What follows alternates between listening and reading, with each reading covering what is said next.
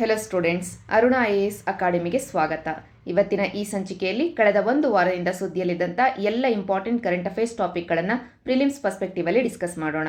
ಸಂಚಿಕೆಯನ್ನು ಶುರು ಮಾಡೋದಕ್ಕಿಂತ ಮುಂಚೆ ಒಂದು ಸೂಚನೆ ಅಂದರೆ 2023ಕ್ಕೆ IAS ಅನ್ನು ಪ್ಲಾನ್ ಮಾಡ್ತಾ ಇರುವಂಥ ವಿದ್ಯಾರ್ಥಿಗಳಿಗೆ ಫೌಂಡೇಶನ್ ಬ್ಯಾಚನ್ನು ಶುರು ಮಾಡಿದ್ದೀವಿ. ಕನ್ನಡದಲ್ಲಿ ಮೇನ್ಸ್ ಬರೆಯೋರಿಗೆ ಸೆಪ್ರೇಟ್ ಆಗಿ ಕ್ಲಾಸಸ್ ಇರುತ್ತೆ. ಈಗ ಸದ್ಯಕ್ಕೆ ಪ್ರೀ ಫೌಂಡೇಶನ್ ಕೋರ್ಸಸ್ ಅಂತ ಫೌಂಡೇಶನ್ಗೂ ಮೊದಲು ನಿಮ್ಮನ್ನು ಬೇಸಿಕ್ಸ್ ವಿಷಯದಲ್ಲಿ ತಯಾರಿ ಮಾಡಲಿಕ್ಕೋಸ್ಕರ ನಾನೇ ಪ್ರತಿದಿನ NCERT ಪುಸ್ತಕಗಳಿಂದ ಬೇಸಿಕ್ಸನ್ನು ಕನ್ನಡದಲ್ಲಿ ಹೇಳ್ಕೊಡ್ತಾ ಇದ್ದೀನಿ. ಸೊ ದಟ್ ಫೌಂಡೇಶನ್ ಸಬ್ಜೆಕ್ಟ್ಗಳು ಶುರುವಾದಾಗ ನಿಮಗೆ ಯಾವ ಒಂದು ಕಾನ್ಸೆಪ್ಟ್ಗಳೂ ಅರ್ಥ ಆಗದೆ ಹೋಗಬಾರ್ದು ಅನ್ನುವ ಕಾರಣಕ್ಕೋಸ್ಕರ. ಹಾಗೆಯೇ ಪ್ರತಿದಿನ ಕ್ಲಾಸಲ್ಲಿ ಮೇನ್ಸ್ ಆನ್ಸರ್ ರೈಟಿಂಗ್ ಹೇಗೆ ಶುರು ಮಾಡೋದು, ಪ್ರತಿದಿನ ದಿ ಹಿಂದೂ ಹೇಗೆ ಓದೋದು ಎಲ್ಲವನ್ನೂ ಹೇಳ್ಕೊಡ್ತಾ ಇದ್ದೇನೆ. ಅವಶ್ಯಕತೆ ಇರುವಂಥವರು ದಯವಿಟ್ಟು ಈ ನಂಬರ್ಗೆ ಕಾಲ್ ಮಾಡಿ ಡೀಟೇಲ್ಸನ್ನು ತಗೊಳ್ಳಿ. ಹಳ್ಳಿ ಮಕ್ಕಳಿಗೆ ಸಹಾಯ ಆಗಲಿ ಅಂತ ಆನ್ಲೈನ್ ಕ್ಲಾಸಸ್ಸನ್ನು ಕೂಡ ಕೊಡ್ತಾ ಇದ್ದೀವಿ. ಹೆಣ್ಣು ಮಕ್ಕಳಿಗೆ ಫೀಸಲ್ಲಿ 30% ಡಿಸ್ಕೌಂಟನ್ನು ಕೂಡ ಕೊಡಲಾಗ್ತಾ ಇದೆ. ಹೆಚ್ಚಿನ ಮಾಹಿತಿಗೋಸ್ಕರ ಇಲ್ಲಿ ಕೊಟ್ಟಿರುವಂಥ ನಂಬರ್ಗೆ ಕಾಲ್ ಅಥವಾ ವಾಟ್ಸಪ್ಪನ್ನು ಮಾಡಬಹುದು. ಸಂಚಿಕೆಯನ್ನು ಶುರು ಮಾಡೋಣ. ಮೊದಲನೇ ಆರ್ಟಿಕಲ್ ಆರ್ಟ್ ಆ್ಯಂಡ್ ಕಲ್ಚರ್ ಪರ್ಸ್ಪೆಕ್ಟಿವಲ್ಲಿ ಇಂಡಿಯನ್ ಎಕ್ಸ್ಪ್ರೆಸ್ಸಲ್ಲಿ ಬಂದಂಥ ಈ ಆರ್ಟಿಕಲಲ್ಲಿ ಹೇಳ್ತಾ ಇದ್ದಾರೆ, ಒಡಿಸ್ಸಾದ ಒಂದು ಪ್ರಮುಖ ದೇವಸ್ಥಾನವಾಗಿರುವಂಥ ಲಿಂಗರಾಜ ದೇವಸ್ಥಾನದ ವಿಷಯದಲ್ಲಿ ಸೆಂಟ್ರಲ್ ಗವರ್ನಮೆಂಟ್ ಮತ್ತು ಒಡಿಸ್ಸಾದ ನಡುವೆ ಕೆಲವೊಂದು ಭಿನ್ನಾಭಿಪ್ರಾಯಗಳು ಮೂಡಿದವೆ ಅಂತ. ಈ ಭಿನ್ನಾಭಿಪ್ರಾಯಗಳು ಅಷ್ಟೇನು ಇಂಪಾರ್ಟೆಂಟ್ ಅಲ್ಲ, ಆದರೆ ಎಕ್ಸಾಮ್ ಪರ್ಸ್ಪೆಕ್ಟಿವಲ್ಲಿ ಡೈರೆಕ್ಟ್ ಕ್ವೆಶನ್ ಬರುವಂಥ ಸಾಧ್ಯತೆ ಇದೆ ನಮಗೆ ಲಿಂಗರಾಜ ದೇವಸ್ಥಾನದ ಬಗ್ಗೆ. ಯಾಕೆ ಅಂತಂದರೆ ಸಾಕಷ್ಟು ಸುದ್ದಿಯಲ್ಲಿದೆ, ಈ ವಾರ ಪೂರ್ತಿ ಸಾಕಷ್ಟು ಆರ್ಟಿಕಲ್ಗಳು ಬಂದಿದ್ದಾವೆ ಈ ಲಿಂಗರಾಜ ದೇವಸ್ಥಾನದ ಬಗ್ಗೆ. ಆದ್ದರಿಂದ ಒಂದಷ್ಟು ಬೇಸಿಕ್ ಪಾಯಿಂಟ್ಸ್ಗಳನ್ನು ನೋಡೋಣ ಈ ದೇವಸ್ಥಾನದ ಬಗ್ಗೆ. ಮೊದಲಿಗೆ ಈ ದೇವಸ್ಥಾನ ಯಾವಾಗ ನಿರ್ಮಾಣ ಆಯಿತು? 10ನೇ ಶತಮಾನದಲ್ಲಿ ನಿರ್ಮಾಣ ಶುರುವಾಗುತ್ತೆ. ಆ ಸಂದರ್ಭದಲ್ಲಿ ಈ ಒಡಿಸ್ಸಾದ ಭಾಗದಲ್ಲಿ ಇದ್ದಂಥ ರಾಜ ಯಾರು ಅಂತಂದರೆ ಕಿಂಗ್ ಜಜಾತಿ ಕೇಶರಿ ಅಂತ. ಇವರು ಶುರು ಮಾಡ್ತಾರೆ ದೇವಸ್ಥಾನದ ನಿರ್ಮಾಣವನ್ನು. ಆದರೆ ದೇವಸ್ಥಾನದ ನಿರ್ಮಾಣ ಸಂಪೂರ್ಣಗೊಳ್ಳೋದು 11th ಸೆಂಚುರಿಯಲ್ಲಿ. ಆ ಸಂದರ್ಭದಲ್ಲಿ ಇದ್ದಂಥ ರಾಜ ಯಾರು ಅಂತಂದರೆ ಕಿಂಗ್ ಲಲತೇಂದು ಕೇಶರಿ ಅಂತ. ಸೊ ಎಕ್ಸಾಮ್ ಪರ್ಸ್ಪೆಕ್ಟಿವಲ್ಲಿ ನಮಗೆ ಜಜಾತಿ ಕೇಶರಿಯನ್ನಾದರೂ ಕೊಡಬಹುದು ಸ್ಟೇಟ್ಮೆಂಟಲ್ಲಿ, ಅಥವಾ ಲಲತೇಂದು ಕೇಶರಿಯನ್ನಾದರೂ ಕೊಡಬಹುದು. ಇಬ್ಬರ ಹೆಸರನ್ನು ನೀವು ಒಂದು ಕಡೆ ನೋಟ್ ಡೌನ್ ಮಾಡ್ಕೊಂಡಿರಿ. ಈಗ ನೆಕ್ಸ್ಟ್ ಇಂಪಾರ್ಟೆಂಟ್ ಆಸ್ಪೆಕ್ಟ್ ಬಂದು ಈ ಲಿಂಗರಾಜ ದೇವಸ್ಥಾನದ ವಾಸ್ತುಶಿಲ್ಪ. ಯಾಕೆ ಅಂತಂದರೆ ನಾವು ವಾಸ್ತುಶಿಲ್ಪವನ್ನು ಓದ್ತಾ ಇರಬೇಕಾದ್ರೆ ಕಳಿಂಗ ಸ್ಟೈಲ್ ಆಫ್ ಆರ್ಕಿಟೆಕ್ಚರ್ ಅಥವಾ ಕಳಿಂಗ ಶೈಲಿ ಅಂತ ಒಂದು ಶೈಲಿಯನ್ನು ನೋಡ್ತೀವಿ, ವಾಸ್ತುಶಿಲ್ಪದಲ್ಲಿ ಗುರುತಿಸ್ತೀವಿ. ಆ ಶೈಲಿಗೆ ಒಂದು ಉತ್ಕೃಷ್ಟವಾದಂಥ ಮಾದರಿ ಅಂತಂದರೆ ಈ ಒಂದು ಲಿಂಗರಾಜ ದೇವಸ್ಥಾನ ಆಗಿದೆ. ಈಗ ಸದ್ಯಕ್ಕೆ ನಾವು ಈ ಲಿಂಗರಾಜ ದೇವಸ್ಥಾನ ಅಥವಾ ಜನರಲ್ ಆಗಿ ಈ ಕಳಿಂಗ ಶೈಲಿಯ ವಾಸ್ತುಶಿಲ್ಪದಲ್ಲಿರುವಂಥ ಕೆಲವೊಂದು ಅಂಶಗಳನ್ನು ನೋಟ್ ಡೌನ್ ಮಾಡ್ಕೊಳ್ಬೇಕಾಗಿದೆ. ಮೊದಲಿಗೆ ಯಾವುದೇ ಒಂದು ದೇವಸ್ಥಾನವನ್ನು ನಾವು ಹೇಳ್ತಿದ್ದೀವಿ ಅಂತಂದರೆ ಅಲ್ಲಿ ಗರ್ಭಗೃಹ ಅಂತೂ ಇದ್ದೇ ಇರುತ್ತೆ. ಆ ಗರ್ಭಗೃಹದ ಮೇಲಿರುವಂಥ ಶಿಖರ ಯಾವ ರೀತಿಯಾಗಿ ಇದೆ ಅಂದಾಗ ಮೊದಲಿಗೆ ಈ ರೀತಿಯಾಗಿ ಬಾಗಿದ ರೀತಿಯಲ್ಲಿ ಇರುವಂಥ ಶಿಖರ ಏನಾದರೂ ಇದ್ದಿದ್ದೆ ಆದರೆ ಅದನ್ನು ಶಿಖರ ಅಂತ ಹೇಳಿ ನಾಗರ ಶೈಲಿ ಅಂತ ನಾವು ಗುರುತಿಸ್ತೀವಿ. ನಾವು ನಾರ್ತ್ ಇಂಡಿಯಾದಲ್ಲಿ ಗುರುತಿಸುವಂಥದ್ದು.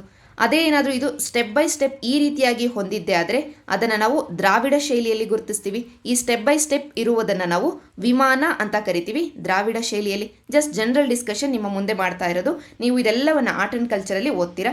ಈಗ ಈ ನಾಗರ ಶೈಲಿಯಲ್ಲಿ ಈ ರೀತಿಯಾಗಿ ಬಾಗಿರುವಂಥ ಶಿಖರ ಅಂತ ನಾನೇನು ಹೇಳಿದೆ ಅದೇ ರೀತಿಯಾದಂಥ ಒಂದು ಶಿಖರವನ್ನು ನಾವು ಕಳಿಂಗ ಶೈಲಿಯಲ್ಲಿ ಕೂಡ ಕಾಣಬಹುದು. ಯಾಕೆಂತಂದರೆ ನಾಗರ ಶೈಲಿಯ ಒಂದು ಸಪ್ಪಾಟೆ ಈ ಕಳಿಂಗ ಶೈಲಿ ಆಗಿದೆ. ಅದಕ್ಕೋಸ್ಕರ ಕಳಿಂಗ ಶೈಲಿ ಅನ್ನೋದು ನಾಗರ ಶೈಲಿಯಲ್ಲೇ ಬರುವಂಥ ಒಂದು ಸಪ್ಪಾಟಾಗಿದೆ. ಈಗ ಈ ಕಳಿಂಗ ಶೈಲಿಯಲ್ಲಿ ನಾಗರದಲ್ಲಿ ನಾವೇನು ಶಿಖರ ಅಂತ ಕರಿತಾ ಇದ್ವಲ್ಲ, ಆ ಶಿಖರಕ್ಕೆ ಕಳಿಂಗ ಶೈಲಿಯಲ್ಲಿ ಒಡಿಯಾ ಭಾಷೆಯಲ್ಲಿ ಡಿಯೋಲ್ ಅನ್ನುವಂಥ ಹೆಸರಿನಿಂದ ಕರೀತಾರೆ.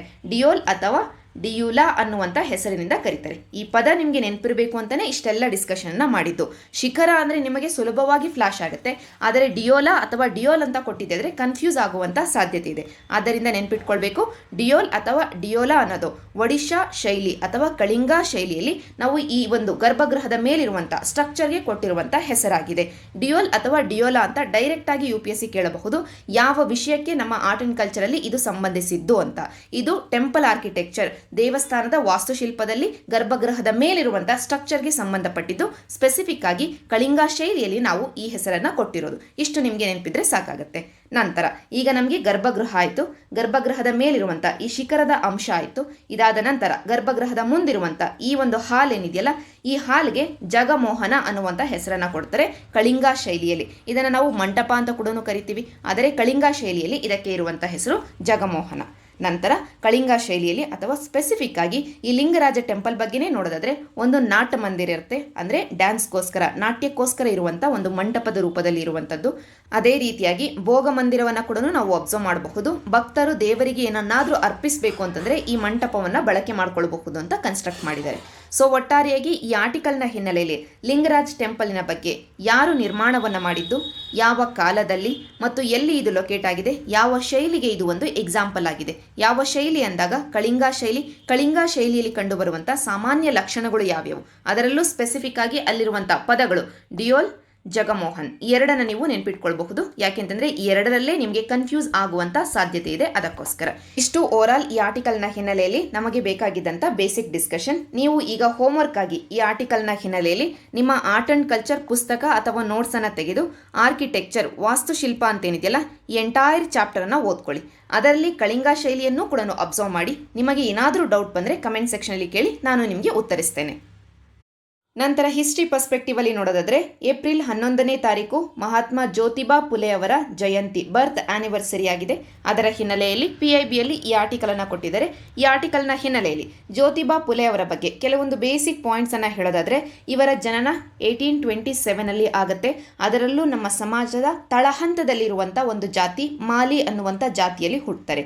ಇವರು ಆ ಜಾತಿಯಲ್ಲಿ ಹುಟ್ಟಿ ಸಾಕಷ್ಟು ತಾರತಮ್ಯವನ್ನ ಕಂಡ ಕಾರಣದಿಂದಾಗಿ ನಮ್ಮ ಸಮಾಜದಲ್ಲಿ ಸಮಾನತೆಯನ್ನು ತರಬೇಕು ಅಂತಂದ್ರೆ ಕೆಳ ಜಾತಿಯವರಿಗೆ ಮತ್ತು ಹೆಣ್ಣು ಮಕ್ಕಳಿಗೆ ಶಿಕ್ಷಣವನ್ನ ಕೊಡಿಸಬೇಕು ಅನ್ನುವಂಥ ನಂಬಿಕೆಯನ್ನ ಇಟ್ಕೊಂಡಿರ್ತಾರೆ. ಅದೇ ನಿಟ್ಟಿನಲ್ಲಿ ತಮ್ಮ ಪತ್ನಿಯಾದಂಥ ಸಾವಿತ್ರಿಬಾಯಿ ಫುಲೆ ಅವರಿಗೆ ಕೂಡ ಶಿಕ್ಷಣವನ್ನ ಕೊಡಿಸ್ತಾರೆ. ನಂತರ ಎಕ್ಸಾಮ್ ಪರ್ಸ್ಪೆಕ್ಟಿವ್ ಪಾಯಿಂಟ್ಸ್ ಅಂತಂದ್ರೆ ಸತ್ಯಶೋಧಕ ಸಮಾಜ, ನಿಮಗೆ ತಿಳಿದೇ ಇರುತ್ತೆ. ಈ ಸಮಾಜವನ್ನ ಸ್ಥಾಪಿಸಿದ್ದು ಯಾರು ಅಂತಂದ್ರೆ ಜ್ಯೋತಿಬಾ ಫುಲೆ ಅವರು. ನಂತರ ಗುಲಾಮ್ಗಿರಿ ಅನ್ನೋದು ಅವರ ಬರವಣಿಗೆ, ಅವರ ಒಂದು ಪಬ್ಲಿಕೇಶನ್, ಇದರ ಬಗ್ಗೆ ಕೂಡ ನಿಮಗೆ ಗೊತ್ತಿರುತ್ತೆ. ಇದನ್ನ ಬಿಟ್ಟು ಉಳಿದಂತೆ ನಾವು ನೋಟ್ ಡೌನ್ ಮಾಡ್ಕೊಳ್ಬೇಕಾಗಿರೋದು ಅಂತಂದ್ರೆ ಒಂದು ತೃತೀಯ ರತ್ನ ಅನ್ನೋದು ಜ್ಯೋತಿಬಾ ಫುಲೆ ಅವರಿಗೆ ಸಂಬಂಧಪಟ್ಟಂತ ಪಬ್ಲಿಕೇಶನ್ನೇ ಆಗಿದೆ. ಅದಾದ ನಂತರ ಛತ್ರಪತಿ ಶಿವಾಜಿ ರಾಜೆ ಭೋನ್ಸ್ಲೆ ಯಾಂಚಾ ಅನ್ನುವಂಥದ್ದು ಕೂಡ. ಅದಾದ ನಂತರ ಗುಲಾಮ್ಗಿರಿ 1873 ತಂದದ್ದು. ನಂತರ 1881 ತಂದದ್ದು ಶೇತ್ಕರಾಯಚ ಆಸುದ್ ಅಂತ. ಎಲ್ಲವನ್ನ ಒಂದು ಕಡೆ ನೋಟ್ ಡೌನ್ ಮಾಡ್ಕೊಂಡಿರಿ. ಇನ್ ಕೇಸ್ ಕ್ವೆಶನ್ ಅನ್ನ ಟಫ್ ಮಾಡಬೇಕು ಅಂತಂದ್ರೆ ಗುಲಾಮ್ಗಿರಿಯ ಜೊತೆಗೆ ಎಲ್ಲವನ್ನ ಕೊಟ್ಟು ಕನ್ಫ್ಯೂಸ್ ಮಾಡುವಂತ ಸಾಧ್ಯತೆ ಇದೆ. ಆದ್ದರಿಂದ ಸೊ ಸತ್ಯಶೋಧಕ ಸಮಾಜದ ಜೊತೆಗೆ ಜ್ಯೋತಿಬಾ ಫುಲೆ ಅವರಿಗೆ ಸಂಬಂಧಪಟ್ಟಂತ ಪಬ್ಲಿಕೇಶನ್ಸ್ ಗಳನ್ನ ಒಂದು ಕಡೆ ನೋಟ್ ಡೌನ್ ಮಾಡ್ಕೊಂಡ್ವಿ.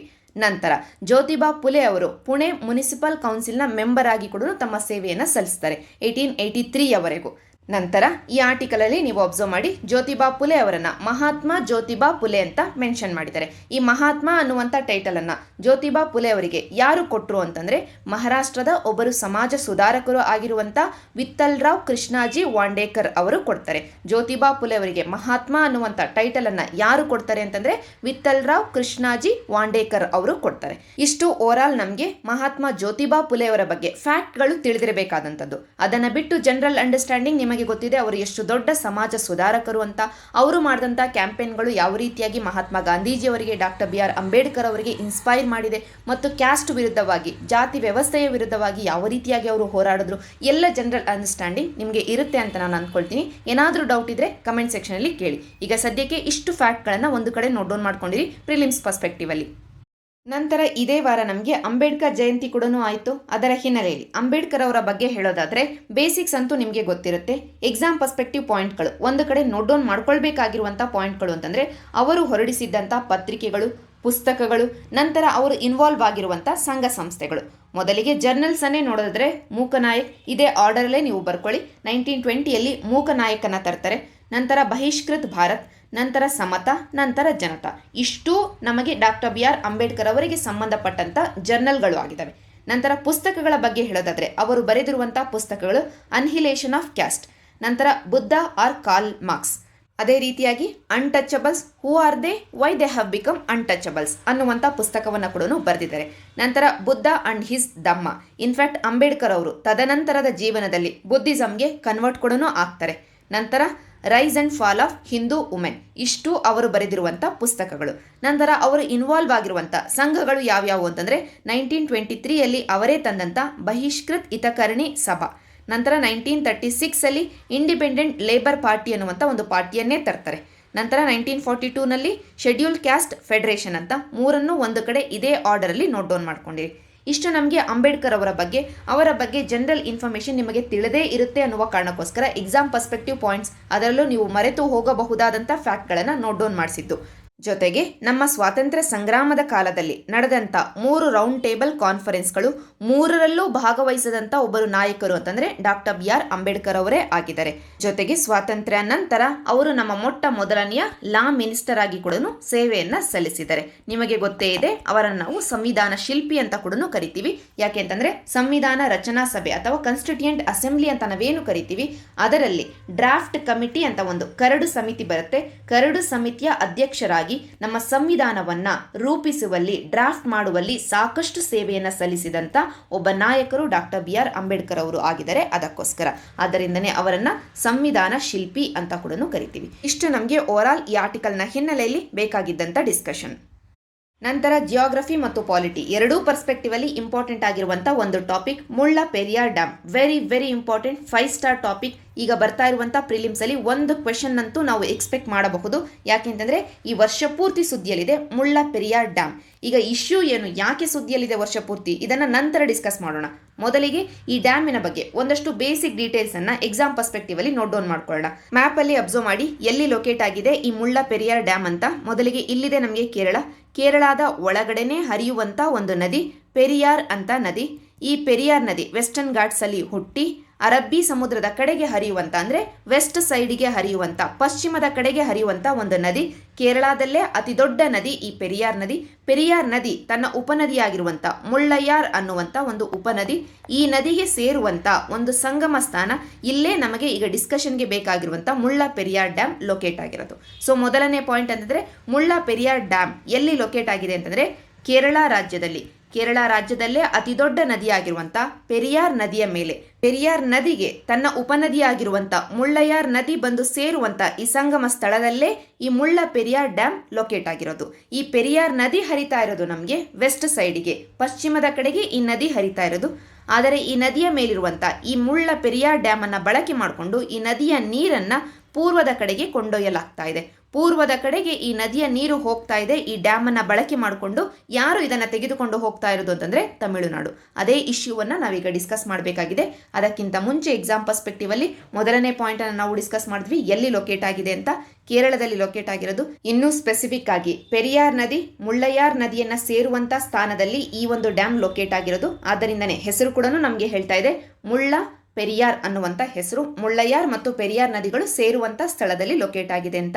ನಂತರ ವೆರಿ ಇಂಪಾರ್ಟೆಂಟ್ಲಿ ಈ ಮ್ಯಾಪಲ್ಲಿ ನೀವು ಅಬ್ಸರ್ವ್ ಮಾಡಿ ಎಲ್ಲಿ ಲೊಕೇಟ್ ಆಗಿದೆ ಈ ಮ್ಯಾಪ್ ಅಂತ. ಇಲ್ಲಿದೆ ನಮಗೆ ಪೆರಿಯಾರ್ ನದಿ. ಈ ಪೆರಿಯಾರ್ ನದಿಯ ಮೇಲೆಗಡೆ ನಮಗೆ ಮುಳ್ಳ ಪೆರಿಯಾರ್ ಡ್ಯಾಮ್ ಇದೆ. ಅದರ ಪಕ್ಕದಲ್ಲೇ ನೀವು ಅಬ್ಸರ್ವ್ ಮಾಡಿ ಪೆರಿಯಾರ್ ಟೈಗರ್ ರಿಸರ್ವ್ ಇದೆ. ಅಂದರೆ ಮುಳ್ಳ ಪೆರಿಯಾರ್ ಡ್ಯಾಮ್ ಅಲ್ಲಿ ಏನಾದರೂ ಹೆಚ್ಚು ಕಡಿಮೆ ಆಯಿತು ಅಂತಂದರೆ ಡೈರೆಕ್ಟ್ ಇಂಪ್ಯಾಕ್ಟ್ ಅನ್ನು ನಾವು ಕಾಣಬಹುದು ಪೆರಿಯಾರ್ ಟೈಗರ್ ರಿಸರ್ವ್ ಅಲ್ಲಿ. ಪೆರಿಯಾರ್ ಟೈಗರ್ ರಿಸರ್ವ್ ಅಲ್ಲಿ ಇರುವಂಥ ವನ್ಯಜೀವಿಗಳು, ಅದರಲ್ಲೂ ನಾವು ವೈಲ್ಡ್ ಲೈಫ್ ಪ್ರೊಟೆಕ್ಷನ್ ಆಕ್ಟ್ ಅಲ್ಲಿ ಶೆಡ್ಯೂಲ್ 1 ಮುಖಾಂತರವಾಗಿ ಸಂರಕ್ಷಣೆಗೆ ಒಳಪಡಿಸಿರುವಂತ ಟೈಗರ್ಸ್, ಹುಲಿಗಳ ಮೇಲೆ ಇಂಪ್ಯಾಕ್ಟ್ ಆಗೋದನ್ನ ನಾವು ಕಾಣಬಹುದು. ಅಂದ್ರೆ ಇಲ್ಲಿ ಎನ್ವಿರಾನ್ಮೆಂಟಲ್ ಆಂಗಲ್ ಕೂಡ ಇದೆ. ಈಗ ನಾವು ಡಿಸ್ಕಷನ್ ಮಾಡೋಣ ಇಶ್ಯೂ ಏನಾಗಿದೆ ಅಂತ.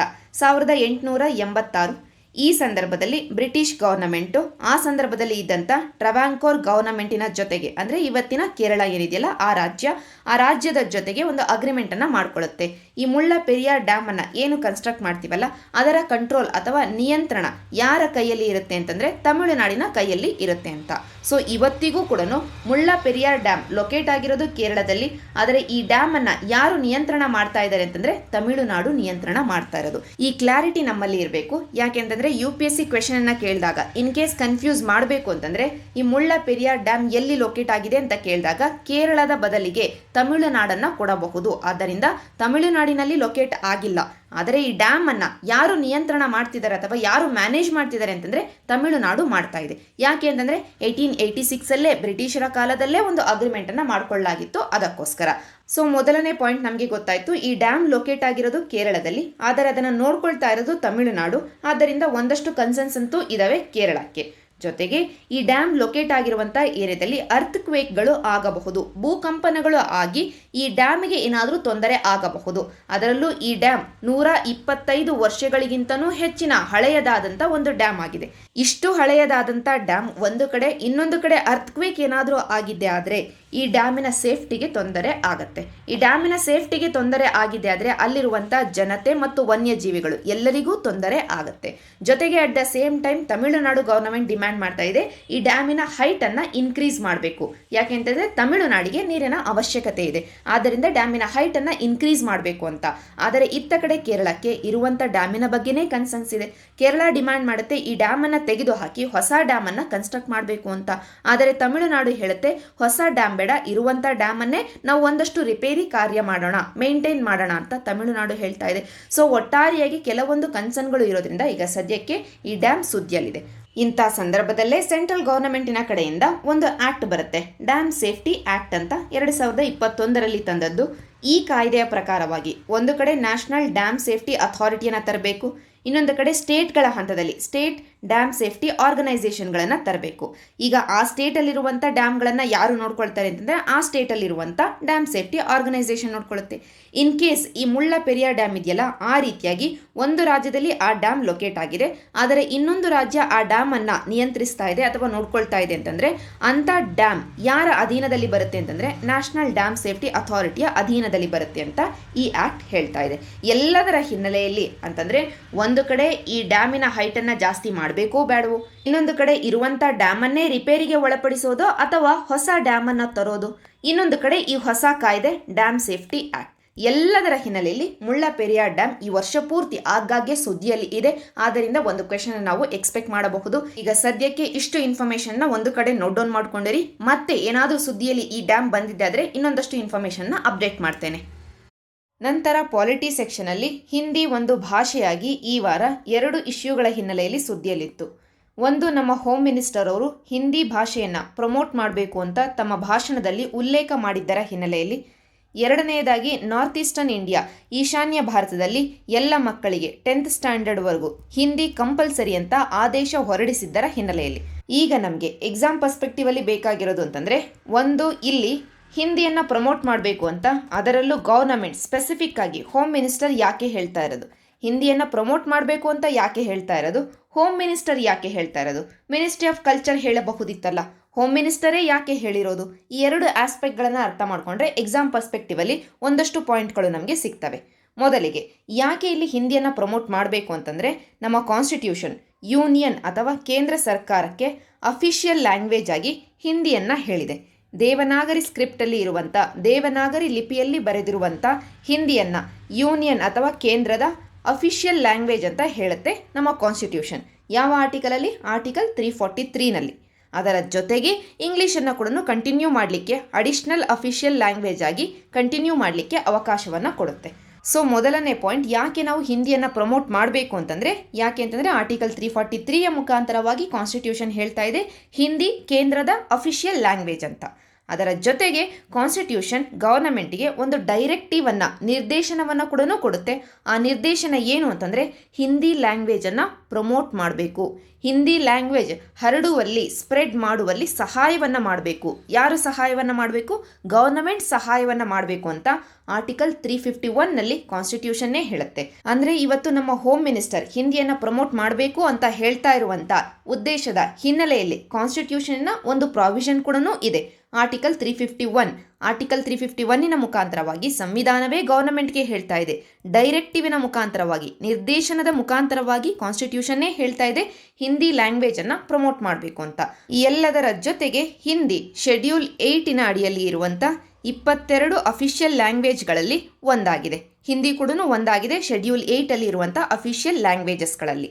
ಇಷ್ಟು ಈಗ ನಮಗೆ ಕಾನ್ಸ್ಟಿಟ್ಯೂಷನಲ್ಲಿ ಯಾವ ರೀತಿಯ ಪ್ರಾವಿಷನ್ಗಳು ಇದ್ದಾವೆ, ಯಾತಕ್ಕೋಸ್ಕರ ನಾವು ಹಿಂದಿಯನ್ನು ಪ್ರಮೋಟ್ ಮಾಡ್ತಿದ್ದೀವಿ ಅಂತ. ಇಲ್ಲಿ ಪ್ರಮೋಷನ್ ಬಗ್ಗೆ ಮಾತ್ರನೇ ಮಾತಾಡ್ತಾ ಇರೋದು ನಾನು, ಯಾವುದೇ ಕಾರಣಕ್ಕೂ ಹೇರಿಕೆಯ ಬಗ್ಗೆ ಅಲ್ಲ. ಪ್ರಮೋಷನ್ ಬಗ್ಗೆ ಮಾತ್ರನೇ ಇನ್ಫ್ಯಾಕ್ಟ್ ಇಲ್ಲಿ ನಮ್ಮ ಕಾನ್ಸ್ಟಿಟ್ಯೂಷನ್ ಕೂಡ ಮಾತಾಡ್ತಾ ಇರೋದು, ಹೇರಿಕೆಯ ಬಗ್ಗೆ ಅಲ್ಲ. ಈಗ ನಾವು ಪ್ರಿಲಿಮ್ಸ್ ಪಾಯಿಂಟ್ ನೆಕ್ಸ್ಟ್ ಡಿಸ್ಕಸ್ ಮಾಡೋಣ. ಯಾಕೆ ಹೋಮ್ ಮಿನಿಸ್ಟರ್ ಮಾತಾಡ್ತಾ ಇರೋದು ಹಿಂದಿಯ ಬಗ್ಗೆ? ಹಿಂದಿಯನ್ನು ಪ್ರಮೋಟ್ ಮಾಡುವುದರ ಬಗ್ಗೆ ಕಲ್ಚರ್ ಮಿನಿಸ್ಟ್ರಿ ಮಾತಾಡಬಹುದಿತ್ತಲ್ಲ. ಯಾಕೆ ಅಂತಂದರೆ, ಡಿಪಾರ್ಟ್ಮೆಂಟ್ ಆಫ್ ಅಫಿಷಿಯಲ್ ಲ್ಯಾಂಗ್ವೇಜಸ್ ಅಂತ ಒಂದು ಡಿಪಾರ್ಟ್ಮೆಂಟ್ ಇದೆ ಯೂನಿಯನ್ ಗವರ್ನಮೆಂಟಿನ ಅಡಿಯಲ್ಲಿ. ಈ ಡಿಪಾರ್ಟ್ಮೆಂಟ್ ಬರೋದು ಮಿನಿಸ್ಟ್ರಿ ಆಫ್ ಹೋಮ್ ಅಫೇರ್ಸ್ ಅಡಿಯಲ್ಲಿ. ಅದಕ್ಕೋಸ್ಕರ ಡಿಪಾರ್ಟ್ಮೆಂಟ್ ಆಫ್ ಅಫಿಷಿಯಲ್ ಲ್ಯಾಂಗ್ವೇಜಸ್ ಅಂದ ತಕ್ಷಣ ನೀವು ಕನ್ಫ್ಯೂಸ್ ಆಗಬಾರ್ದು, ಮಿನಿಸ್ಟ್ರಿ ಆಫ್ ಕಲ್ಚರ್ ಅಂತ ಅಂದ್ಕೊಳ್ಬಾರ್ದು. ಡಿಪಾರ್ಟ್ಮೆಂಟ್ ಆಫ್ ಅಫಿಷಿಯಲ್ ಲ್ಯಾಂಗ್ವೇಜಸ್ ಇರೋದು ಮಿನಿಸ್ಟ್ರಿ ಆಫ್ ಹೋಮ್ ಅಫೇರ್ಸಿನ ಅಡಿಯಲ್ಲಿ. ಆದ್ದರಿಂದ ಹಿಂದಿಯ ಬಗ್ಗೆ ಮಾತಾಡ್ತಾ ಇರಬೇಕಾದ್ರೆ ಯೂಶಲಿ ಹೋಮ್ ಮಿನಿಸ್ಟ್ರಿನೇ ಮಾತಾಡುತ್ತೆ. ಇಷ್ಟು ಓವರಾಲ್ ಈ ಒಂದು ಆರ್ಟಿಕಲ್ನ ಹಿನ್ನೆಲೆಯಲ್ಲಿ. ನಮ್ಮ ಕಾನ್ಸ್ಟಿಟ್ಯೂಷನ್ ಹಿಂದಿಯ ಬಗ್ಗೆ ಏನನ್ನ ಹೇಳುತ್ತೆ? ಒಂದು, ಹಿಂದಿ ಒಂದು ಅಫಿಷಿಯಲ್ ಲ್ಯಾಂಗ್ವೇಜ್ ಆಗಿದೆ ಯೂನಿಯನ್ಗೆ. ಅಟ್ ದ ಸೇಮ್ ಟೈಮ್ ಇತರ ಪ್ರಾವಿಷನ್ಗಳು ಇದ್ದಾವೆ. ನಾವು ಇಲ್ಲಿ ನೋಟ್ ಡೌನ್ ಮಾಡ್ಕೊಳ್ಬೇಕಾಗಿರೋದ್ರಲ್ಲಿ ಶೆಡ್ಯೂಲ್ 8 ಹಿಂದಿ ಕೂಡ ಒಂದು ಅಫಿಷಿಯಲ್ ಲ್ಯಾಂಗ್ವೇಜ್ ಆಗಿದೆ. ಜೊತೆಗೆ ಡಿಪಾರ್ಟ್ಮೆಂಟ್ ಆಫ್ ಅಫಿಷಿಯಲ್ ಲ್ಯಾಂಗ್ವೇಜಸ್ ಅನ್ನುವಂಥ ಡಿಪಾರ್ಟ್ಮೆಂಟ್ ಇರೋದು ಮಿನಿಸ್ಟ್ರಿ ಆಫ್ ಹೋಮ್ ಅಫೇರ್ಸಿನ ಅಡಿಯಲ್ಲಿ. ಈಗ ಸದ್ಯಕ್ಕೆ ಈ ಆರ್ಟಿಕಲ್ನ ಹಿನ್ನೆಲೆಯಲ್ಲಿ ಇಷ್ಟು ಪಾಯಿಂಟ್ಗಳನ್ನು ನೀವು ನೆನ್ಪಿಟ್ಕೊಂಡಿರಿ. ನಂತರ PIBಯ ಈ ಆರ್ಟಿಕಲ್ ಹೇಳ್ತಾ ಇದೆ, ಮಿನಿಸ್ಟ್ರಿ ಆಫ್ ಕೋಆಪರೇಷನ್ ತನ್ನ ಕಡೆಯಿಂದ ಒಂದು 2 ಡೇ ನ್ಯಾಷನಲ್ ಕಾನ್ಫರೆನ್ಸ್ ಅನ್ನು ಆರ್ಗನೈಸ್ ಮಾಡಿತ್ತು ಅಂತ. ಇದರ ಹಿನ್ನೆಲೆಯಲ್ಲಿ ಕೋಆಪರೇಷನ್ ಬಗ್ಗೆ ಹೇಳೋದಾದರೆ ಕೋಆಪರೇಟಿವ್ಸ್ ಅಥವಾ ಸಹಕಾರ ಸಂಘಗಳು ಅಂತ ನಾವೇನು ಹೇಳ್ತೀವಿ, ಇವುಗಳ ಬಗ್ಗೆ ಒಂದಷ್ಟು ಬೇಸಿಕ್ ಪಾಯಿಂಟ್ಗಳನ್ನು ಹೇಳೋದಾದರೆ, ಮೊದಲಿಗೆ ಇತ್ತೀಚೆಗೆ ತಾನೇ ನಾವು ಈ ಸಹಕಾರ ಸಂಘಗಳನ್ನು ಪ್ರಮೋಟ್ ಮಾಡಲಿಕ್ಕೋಸ್ಕರ ಮಿನಿಸ್ಟ್ರಿ ಆಫ್ ಕೋಆಪರೇಷನ್ ಅಂತ ಹೊಸ ಮಿನಿಸ್ಟ್ರಿಯನ್ನು ತಗೊಂಡು ಬಂದಿದ್ದೀವಿ. ಈ ಹೊಸ ಮಿನಿಸ್ಟ್ರಿಯ ಹೆಸರಿನಲ್ಲೇ ಈ PIBಯ ಆರ್ಟಿಕಲ್ ಕೂಡ ಪಬ್ಲಿಷ್ ಆಗಿರೋದು. ಈ ಮಿನಿಸ್ಟ್ರಿಯ ಉದ್ದೇಶ ಏನು? ಕೋಆಪರೇಟಿವ್ ಸೊಸೈಟಿಗಳನ್ನು ಪ್ರಮೋಟ್ ಮಾಡೋದು. ಅದರಲ್ಲೂ ಇಂಟರ್ಸ್ಟೇಟ್ ಕೋಆಪರೇಟಿವ್ ಅಥವಾ ಮಲ್ಟಿ ಸ್ಟೇಟ್ ಕೋಆಪರೇಟಿವ್ಸ್ ಅಂತ ಏನಿದಾವೆ, ಹಲವಾರು ರಾಜ್ಯಗಳಲ್ಲಿ ಪ್ರೆಸೆನ್ಸನ್ನು ಹೊಂದಿರುವಂಥ ಸಹಕಾರ ಸಂಘಗಳು, ಅವುಗಳನ್ನು ಸ್ಟ್ರೆಂಥನ್ ಮಾಡೋದು ಮತ್ತು ಸಹಕಾರ ಸಂಘಗಳ ವಿಷಯದಲ್ಲಿ ಏನು ಆಡಳಿತ ನಡೀತಾ ಇದೆ ಅದನ್ನು ಸ್ಟ್ರೀಮ್ಲೈನ್ ಮಾಡೋದು, ಈಸ್ ಆಫ್ ಡೂಯಿಂಗ್ ಬಿಸ್ನೆಸ್ಸನ್ನು ಇಂಪ್ರೂವ್ ಮಾಡೋದು ಸಹಕಾರ ಸಂಘಗಳ ವಿಷಯದಲ್ಲಿ ಎಲ್ಲ ಉದ್ದೇಶಗಳನ್ನು ಹೊಂದಿದೆ ಈ ಮಿನಿಸ್ಟ್ರಿ ಆಫ್ ಕೋಆಪರೇಷನ್. ಇದು ಮೊದಲನೇ ಪಾಯಿಂಟ್.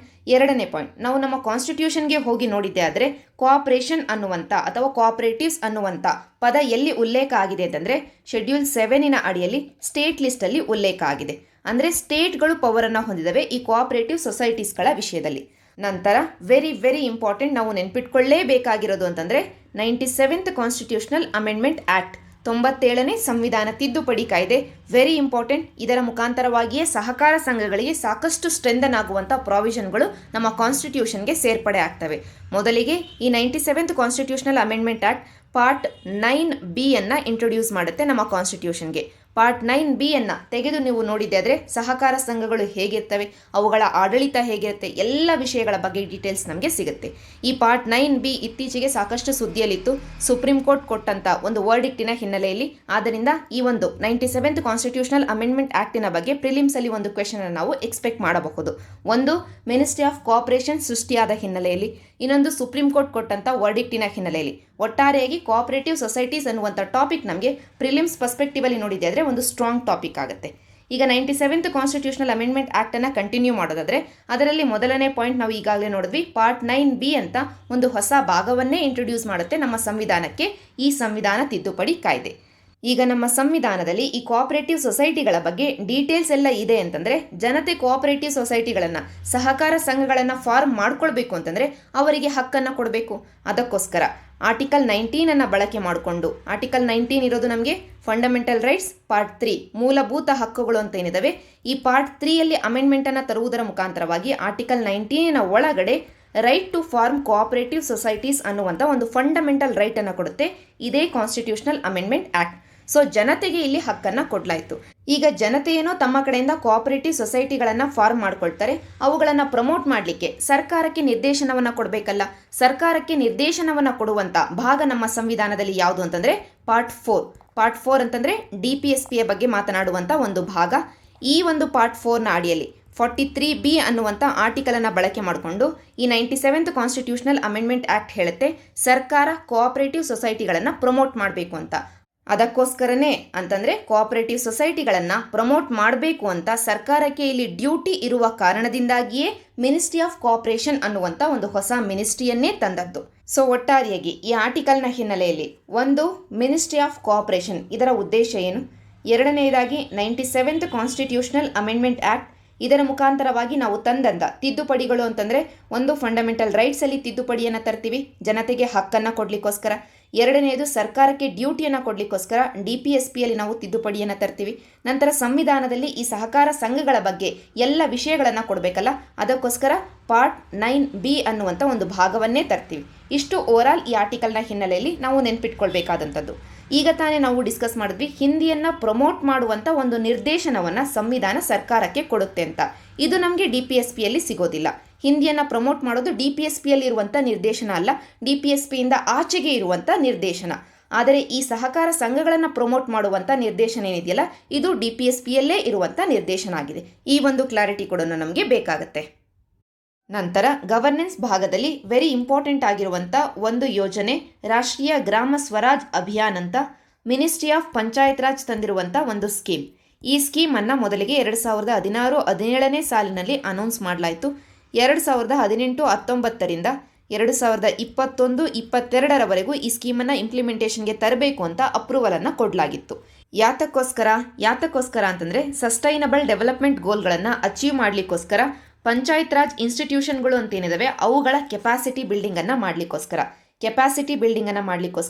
ನಾವು ಎಲೆಕ್ಟ್ ಮಾಡಿ ಕಳಿಸಿರುವಂಥ ಪಂಚಾಯತ್ ರಾಜ್ ಇನ್ಸ್ಟಿಟ್ಯೂಷನಲ್ಲಿ ಇರುವಂಥ ಎಲೆಕ್ಟೆಡ್ ರೆಪ್ರೆಸೆಂಟೇಟಿವ್ಸ್ ಅಂತೇನಿದ್ದಾರೆ ಅವರಿಗೆ ಟ್ರೈನಿಂಗನ್ನು ಕೊಡಲಿಕ್ಕೋಸ್ಕರ ಮತ್ತಿತರ ಕೆಲಸಗಳು, ಒಟ್ಟಾರೆಯಾಗಿ ಸಸ್ಟೈನಬಲ್ ಡೆವಲಪ್ಮೆಂಟ್ ಗೋಲ್ಗಳನ್ನು, ಸೋಷಿಯೋ ಎಕನಾಮಿಕ್ ಡೆವಲಪ್ಮೆಂಟನ್ನು ಅಚೀವ್ ಮಾಡಲಿಕ್ಕೋಸ್ಕರ ಈ ನಿಟ್ಟಿನಲ್ಲಿ ಈ ಅಭಿಯಾನ ಸಾಕಷ್ಟು ಸಕ್ಸಸ್ಫುಲ್ ಆದದರ ಹಿನ್ನೆಲೆಯಲ್ಲಿ ಈ ಅಭಿಯಾನವನ್ನು ಮತ್ತೆ ಕಂಟಿನ್ಯೂ ಮಾಡಬೇಕು ಅಂತ ಈಗ ಕ್ಯಾಬಿನೆಟ್ ಅಪ್ರೂವಲನ್ನು ಕೊಟ್ಟಿದೆ ಅಂತ ಈ ಆರ್ಟಿಕಲ್ ಹೇಳ್ತಾ ಇದೆ. ಸೊ ಮೊದಲನೇ ಫೇಸಲ್ಲಿ ಬಂದದ್ದು 2018-19. ಈಗ ನೆಕ್ಸ್ಟ್ ಫೇಸ್ 15 ಫಿನಾನ್ಸ್ ಕಮಿಷನ್ ಏನಿದೆ, 15 ಫಿನಾನ್ಸ್ ಕಮಿಷನ್ ಇರುವವರೆಗೂ ಈ ಸ್ಕೀಮ್ ಇರಬೇಕು ಅನ್ನುವಂಥ ಹಿನ್ನೆಲೆಯಲ್ಲಿ ಈ ಸ್ಕೀಮ್ಗೆ ಮತ್ತೆ ಅಪ್ರೂವಲನ್ನು ಕೊಡಲಾಗಿದೆ. ನಂತರ ಈ ಸ್ಕೀಮಿನ ಅಡಿಯಲ್ಲಿ ಇದೇನು ಟ್ರೈನಿಂಗು, ಕೆಪಾಸಿಟಿ ಬಿಲ್ಡಿಂಗು ಎಲ್ಲ ಕೆಲಸಗಳು ನಡೀತಾ ಇದ್ದಾವಲ್ಲ, ಎಲ್ಲ ಕೆಲಸಗಳಿಗೆ ಫಂಡಿಂಗ್ ಯಾವ ರೀತಿಯಾಗಿ ಇರುತ್ತೆ ಅಂತಂದರೆ 60:40. 60% ಫಂಡಿಂಗನ್ನು ಸೆಂಟ್ರಲ್ ಗೌರ್ಮೆಂಟ್ ಕೊಡುತ್ತೆ, ಉಳಿದಿರುವಂಥ 40%ಅನ್ನು ಆಯಾ ಸ್ಟೇಟ್ ಗೌರ್ಮೆಂಟ್ಗಳು ಭರಿಸಬೇಕಾಗತ್ತೆ. ಇದು ನಾರ್ಮಲ್ ಆಗಿರುವಂಥ ಎಲ್ಲ ರಾಜ್ಯಗಳಿಗೆ. ಅದೇ ನಾರ್ತ್ ಈಸ್ಟರ್ನ್ ಮತ್ತು ಹಿಲ್ಲಿ ಸ್ಟೇಟ್ಗಳು ಅಂತ ಏನಿದಾವೆ, ಹಿಲ್ಲಿ ಸ್ಟೇಟ್ಗಳು ಅಂತಂದರೆ ಉತ್ತರಾಖಂಡ್, ಹಿಮಾಚಲ್ ಪ್ರದೇಶ್ ಈ ಎಲ್ಲ ರಾಜ್ಯಗಳು, ಇವುಗಳಿಗೆ ಬಂದಿದೆ ಆದರೆ 90:10 ಆಗುತ್ತೆ. ಅದೇ ಯೂನಿಯನ್ ಟೆರಿಟರಿಗಳಿಗೆ ಬಂದಿದೆ ಆದರೆ 100% ಸೆಂಟ್ರಲ್ ಗೌರ್ಮೆಂಟೇ ಫಂಡಿಂಗನ್ನು ಕೊಡುತ್ತೆ ಈ ಸ್ಕೀಮ್ಗೆ. ನಾವು ಈ ಹಿಂದಿನ ವೀಕ್ಲಿ ಕರೆಂಟ್ ಅಫೇರ್ಸಲ್ಲಿ ಡಿಸ್ಕಸ್ ಮಾಡಿದ್ವಿ. ಈ ರೀತಿಯಾಗಿ ಫಂಡಿಂಗನ್ನು ಶೇರ್ ಮಾಡ್ಕೊಳ್ಳೋದು ಯಾವ ರೀತಿಯ ಸ್ಕೀಮ್ಗಳಿಗೆ, ಸೆಂಟ್ರಲಿ ಸ್ಪಾನ್ಸರ್ಡ್ ಸ್ಕೀಮ್ಗಳಿಗೆ. ಅದೇ ಸೆಂಟ್ರಲ್ ಸೆಕ್ಟರ್ ಸ್ಕೀಮ್ ಆದರೆ 100% ಸೆಂಟ್ರಲ್ ಗೌರ್ಮೆಂಟೇ ಫಂಡಿಂಗನ್ನು ಕೊಡ್ತಾ ಇತ್ತು. ಆದ್ದರಿಂದ ಇಲ್ಲಿ ರಾಷ್ಟ್ರೀಯ ಗ್ರಾಮ ಸ್ವರಾಜ್ ಅಭಿಯಾನ ಏನಿದೆ ಇದು ಸೆಂಟ್ರಲಿ ಸ್ಪಾನ್ಸರ್ಡ್ ಸ್ಕೀಮ್ ಆಗಿದೆ. ಇಷ್ಟು ನಮಗೆ ಓವರಾಲ್ ಈ ಸ್ಕೀಮಿನ ಬಗ್ಗೆ. ಈ ಸ್ಕೀಮನ್ನು ಯಾವ ಮಿನಿಸ್ಟ್ರಿ ತಂದದ್ದು? ಮಿನಿಸ್ಟ್ರಿ ಆಫ್ ಪಂಚಾಯತ್ ರಾಜ್ ಅಂತ ನಮಗೆ ನೆನಪಿರಬೇಕು. ಯಾತಕ್ಕೋಸ್ಕರ ತಂದದ್ದು? SDGಗಳನ್ನು ಇಂಪ್ಲಿಮೆಂಟ್ ಮಾಡುವಲ್ಲಿ, ಸೋಷಿಯೋ ಎಕನಾಮಿಕ್ ಡೆವಲಪ್ಮೆಂಟ್, ಸಮಾಜೋ ಆರ್ಥಿಕ ಅಭಿವೃದ್ಧಿಯನ್ನು ಸಾಧಿಸಲಿಕ್ಕೋಸ್ಕರ, ಕೆಪಾಸಿಟಿ ಬಿಲ್ಡಿಂಗನ್ನು ಮಾಡಲಿಕ್ಕೋಸ್ಕರ, ಟ್ರೈನಿಂಗನ್ನು ಕೊಡಲಿಕ್ಕೋಸ್ಕರ, ಒಟ್ಟಾರೆಯಾಗಿ ಪಂಚಾಯತ್ ರಾಜ್ ಇನ್ಸ್ಟಿಟ್ಯೂಷನ್ಗಳನ್ನು ಸ್ಟ್ರೆಂಥನ್ ಮಾಡಲಿಕ್ಕೋಸ್ಕರ. ಫಂಡಿಂಗ್ ಯಾವ ರೀತಿಯಾಗಿರುತ್ತೆ? ಸೆಂಟ್ರಲಿ ಸ್ಪಾನ್ಸರ್ಡ್ ಸ್ಕೀಮ್ಗಳಿಗೆ ಯೂಶಲಿ ಇರುವಂಥ ಈ ರೀತಿಯ ಫಂಡಿಂಗ್ ಇರುತ್ತೆ. ಇಷ್ಟನ್ನು ನೀವು ನೆನ್ಪಿಟ್ಕೊಂಡ್ರೆ ಸಾಕಾಗುತ್ತೆ. ಜೊತೆಗೆ ಇಲ್ಲಿ ನಾವು ಡಿಸ್ಕಸ್ ಮಾಡಿದ್ದು ರಾಷ್ಟ್ರೀಯ ಗ್ರಾಮ ಸ್ವರಾಜ್ ಅಭಿಯಾನ್. ಇದು ಮಿನಿಸ್ಟ್ರಿ ಆಫ್ ಪಂಚಾಯತ್ ರಾಜ್ ಇನ್ಸ್ಟಿಟ್ಯೂಷನ್ಸಿನ ಸ್ಕೀಮ್ ಆಗಿದೆ. ಅದೇ ರೀತಿಯಾಗಿ ಇನ್ನೊಂದು ಇದೇ ಹೆಸರಿನಲ್ಲಿದೆ, ಜಸ್ಟ್ ಗ್ರಾಮ ಸ್ವರಾಜ್ ಅಭಿಯಾನ್ ಅಂತ. ಇದು ಬಂದು ಮಿನಿಸ್ಟ್ರಿ ಆಫ್ ರೂರಲ್ ಡೆವಲಪ್ಮೆಂಟಿನ ಸ್ಕೀಮ್ ಆಗಿದೆ. ಕನ್ಫ್ಯೂಸ್ ಆಗಬಾರ್ದು, ಅದಕ್ಕೋಸ್ಕರ ಎಕ್ಸ್ಪ್ಲಿಸಿಟ್ ಆಗಿ ಹೇಳಿದ್ದು. ನಂತರ IR ಸೆಕ್ಷನ್ಗೆ ಶಿಫ್ಟ್ ಆಗೋದ್ರೆ ಯುಕ್ರೇನ್ ರಷ್ಯಾ ಯುದ್ಧದ ಹಿನ್ನೆಲೆಯಲ್ಲಿ, ಅದರಲ್ಲೂ ರಷ್ಯಾ ಯುಕ್ರೇನಲ್ಲಿ ಮಾಡ್ತಾ ಇರುವಂಥ ಎಲ್ಲ ಕ್ರೂರತೆಯ ಹಿನ್ನೆಲೆಯಲ್ಲಿ ಯುನೈಟೆಡ್ ನೇಷನ್ಸಿನ ಅಡಿಯಲ್ಲಿರುವಂಥ ಒಂದು body united Nations human rights council ಅಂತ. ಈ ಕೌನ್ಸಿಲಲ್ಲಿ ಈಗ ಸದ್ಯಕ್ಕೆ ರಷ್ಯಾ ಸದಸ್ಯತ್ವವನ್ನು ಹೊಂದಿತ್ತು, ಆದರೆ ರಷ್ಯಾವನ್ನು ಸಸ್ಪೆಂಡ್ ಮಾಡಲಾಗಿದೆ. ಹಾಗಂತ ಯುನೈಟೆಡ್ ನೇಷನ್ಸ್ ಜನರಲ್ ಅಸೆಂಬ್ಲಿಯೇ ನಿರ್ಧಾರವನ್ನು ಕೈಗೊಂಡಿದೆ. ವೆರಿ ಇಂಪಾರ್ಟೆಂಟ್ 5 ಸ್ಟಾರ್ ಟಾಪಿಕ್ ಅಂತಲೇ ಹೇಳಬಹುದು. ಈಗ ಬರ್ತಾ ಇರುವಂಥ ಪ್ರಿಲಿಮ್ಸಲ್ಲಿ ಒಂದು ಕ್ವೆಶನ್ ಅಂತೂ ನೀವು ಎಕ್ಸ್ಪೆಕ್ಟ್ ಮಾಡಬಹುದು ಈ ಒಂದು ಟಾಪಿಕ್ಕಿನ ಹಿನ್ನೆಲೆಯಲ್ಲಿ. ಈ ರೀತಿಯಾಗಿ ಯಾವುದೇ ಗ್ಲೋಬಲ್ ಡೆವಲಪ್ಮೆಂಟ್ ಆದರೂ ಇಲ್ಲಿಯವರೆಗೂ UPSC ಬಿಟ್ಟಿಲ್ಲ, ಡೈರೆಕ್ಟಾಗಿ ಪ್ರಿಲಿಮ್ಸಲ್ಲಿ ಕ್ವೆಶನನ್ನು ಕೇಳಿದೆ. ಈಗ ಈ ವರ್ಷಕ್ಕೆ ವೆರಿ ಪೊಟೆನ್ಷಿಯಲ್ ಟಾಪಿಕ್ ಅಂತಂದರೆ ಈ ಹ್ಯೂಮನ್ ರೈಟ್ಸ್ ಕೌನ್ಸಿಲ್ ಆಗಿದೆ. ಸೊ ಶುರು ಮಾಡೋಣ. ಎಲ್ಲ ಬೇಸಿಕ್ ಪಾಯಿಂಟ್ಗಳನ್ನು ಒಂದು ಕಡೆ ನೋಟ್ ಡೌನ್ ಮಾಡ್ಕೊಳ್ಳೋಣ. ಮೊದಲಿಗೆ ಈ ಯುನೈಟೆಡ್ ನೇಷನ್ಸ್ ಹ್ಯೂಮನ್ ರೈಟ್ಸ್ ಕೌನ್ಸಿಲನ್ನು ಯಾವಾಗ ತಂದದ್ದು ಅಂತಂದರೆ 2006ರಲ್ಲಿ. ಯಾತಕ್ಕೋಸ್ಕರ ತಂದದ್ದು? ಅದರ ಹೆಸರೇ ಹೇಳ್ತಾ ಇದೆ, ಹ್ಯೂಮನ್ ರೈಟ್ಸ್ಗೋಸ್ಕರ, ಮಾನವ ಹಕ್ಕುಗಳ ಉಲ್ಲಂಘನೆ ಆಗದೇ ಇರುವ ರೀತಿಯಲ್ಲಿ ನೋಡ್ಕೊಳ್ಳಿಕ್ಕೋಸ್ಕರ 2006ರಲ್ಲಿ ವಿಶ್ವಸಂಸ್ಥೆಯ ಅಡಿಯಲ್ಲಿ ನಾವು ಈ ಸಂಸ್ಥೆಯನ್ನು ತಗೊಂಡು ಬರ್ತೀವಿ, ಯುನೈಟೆಡ್ ನೇಷನ್ಸ್ ಹ್ಯೂಮನ್ ರೈಟ್ಸ್ ಕೌನ್ಸಿಲನ್ನು. ಎರಡನೇ ಪಾಯಿಂಟ್ ಅಂತಂದರೆ ಇದರ ಹೆಡ್ ಕ್ವಾರ್ಟರ್ಸ್ ಅಥವಾ ಇದು ಎಲ್ಲಿಂದ ಕೆಲಸ ಮಾಡುತ್ತೆ ಅಂತಂದರೆ ಸ್ವಿಟ್ಜರ್ಲ್ಯಾಂಡಿನ ಜಿನೇವಾದಿಂದ ಕೆಲಸವನ್ನು ಮಾಡುತ್ತೆ. ಇದು ಒಂದು ಇಂಟರ್ ಗವರ್ನಮೆಂಟಲ್ ಬಾಡಿಯಾಗಿದೆ, ಆದರೆ ವಿಶ್ವಸಂಸ್ಥೆಯ ವ್ಯವಸ್ಥೆ ಏನಿದೆ ಅದರ ಅಡಿಯಲ್ಲೇ ಇರುವಂಥ ಒಂದು ಬಾಡಿಯಾಗಿದೆ. ಎರಡನೇ ಪಾಯಿಂಟ್. ಮೂರನೇ ಪಾಯಿಂಟ್ ಅಂತಂದರೆ ಈ ಒಂದು ಕೌನ್ಸಿಲಲ್ಲಿ 47 ಮೆಂಬರ್ ಸ್ಟೇಟ್ಸ್ ಇರೋದು. ಈ 47 ಮೆಂಬರ್ ಸ್ಟೇಟ್ಸ್ ಏನಿದ್ದಾರೆ ಅಥವಾ ಸದಸ್ಯರು ಅಂತ ಏನಿದ್ದಾರೆ ಇವರನ್ನು ಎಲೆಕ್ಟ್ ಮಾಡಿ ಕಳಿಸಲಾಗುತ್ತೆ. ಎಲೆಕ್ಷನನ್ನು ಯಾರು ಮಾಡ್ತಾರೆ? ಎಲೆಕ್ಷನನ್ನು ಯುನೈಟೆಡ್ ನೇಷನ್ಸ್ ಜನರಲ್ ಅಸೆಂಬ್ಲಿಯೇ ಮಾಡುತ್ತೆ. United Nations General Assembly 47 member ಸ್ಟೇಟ್ಸ್ಗಳನ್ನು ಯುನೈಟೆಡ್ ನೇಷನ್ಸ್ ಹ್ಯೂಮನ್ ರೈಟ್ಸ್ ಕೌನ್ಸಿಲ್ಗೆ ಆಯ್ಕೆ ಮಾಡಿ ಕಳಿಸುತ್ತೆ ಚುನಾವಣೆಯ ಮುಖಾಂತರವಾಗಿ. ಈಗ ದೇಶಗಳನ್ನು ನೋಡಿದಾಗ 193 ದೇಶಗಳು ಇದ್ದಾವೆ ಮತ್ತು ಖಂಡಗಳು ಇದ್ದಾವೆ. ಆದ್ದರಿಂದ ಜಿಯೋಗ್ರಫಿಕಲಿ ಪ್ರಪಂಚದ ಎಲ್ಲ ರೀಜನಿಂದ ಸರಿಯಾದ ರೀತಿಯಲ್ಲಿ ರೆಪ್ರೆಸೆಂಟೇಷನ್ ಪ್ರಾತಿನಿಧಿತ್ವ ಇರಬೇಕು ಅನ್ನುವ ಕಾರಣಕ್ಕೋಸ್ಕರ ಜಿಯೋಗ್ರಫಿಕಲಿ ಡಿಸ್ಟ್ರಿಬ್ಯೂಷನ್ ಮಾಡಲಾಗಿದೆ ಸದಸ್ಯತ್ವವನ್ನು. ಎಕ್ಸಾಂಪಲ್, ಆಫ್ರಿಕನ್ ಸ್ಟೇಟ್ಸ್ ಎಷ್ಟಿರ್ತವೆ ಅಂತಂದರೆ ಈ ಹ್ಯೂಮನ್ ರೈಟ್ಸ್ ಕೌನ್ಸಿಲಲ್ಲಿ 13 ಸದಸ್ಯರು ಇರೋದು ಆಫ್ರಿಕನ್ ಸ್ಟೇಟ್ಸ್ಗಳ ಕಡೆಯಿಂದ, ಏಷ್ಯಾ ಪೆಸಿಫಿಕ್ಕಿನ ಕಡೆಯಿಂದ 13, ಈಸ್ಟರ್ನ್ ಯುರೋಪಿಯನ್ ಸ್ಟೇಟ್ಸ್ಗಳ ಕಡೆಯಿಂದ 6, ಲ್ಯಾಟಿನ್ ಅಮೆರಿಕ ಮತ್ತು ಕೆರಿಬಿಯನ್ ಸ್ಟೇಟ್ಗಳ ಕಡೆಯಿಂದ 8, ವೆಸ್ಟರ್ನ್ ಯುರೋಪ್ ಮತ್ತು ಇತರ ಸ್ಟೇಟ್ಗಳ ಕಡೆಯಿಂದ 7. ಈ ರೀತಿಯಾಗಿ ಭೌಗೋಳಿಕವಾಗಿ ಹಂಚಿಕೆಯನ್ನು ಮಾಡಲಾಗಿದೆ. 47 ಸದಸ್ಯರು ಇರುವುದು ಯಾವ ರೀತಿಯಾಗಿ ಹಂಚಿಕೆಯಾಗಿದೆ ಅಂತ ನೀವಿಲ್ಲಿ ಅಬ್ಸರ್ವ್ ಮಾಡಬಹುದು. ಈಗ ಸದ್ಯಕ್ಕೆ ಇರುವಂಥ ಸದಸ್ಯರು ಯಾರ್ಯಾರು ಅಂತ ಈ ಟೇಬಲಲ್ಲಿ ನೀವು ಅಬ್ಸರ್ವ್ ಮಾಡಬಹುದು. ಈ ಟೇಬಲಲ್ಲಿ ನಮಗೆ ಕಣ್ಣಿಗೆ ಬೀಳೋದು ಇಂಡಿಯಾ. ಹೌದು, ಇಂಡಿಯಾ ಕೂಡ ಈಗ ಸದ್ಯಕ್ಕೆ 47 ಸದಸ್ಯರು ಏನಿದ್ದಾರೆ ಯುನೈಟೆಡ್ ನೇಷನ್ಸ್ ಹ್ಯೂಮನ್ ರೈಟ್ಸ್ ಕೌನ್ಸಿಲಲ್ಲಿ ಇಂಡಿಯಾ ಕೂಡ ಒಂದಾಗಿದೆ. ಎರಡನೇದಾಗಿ ರಷ್ಯಾ.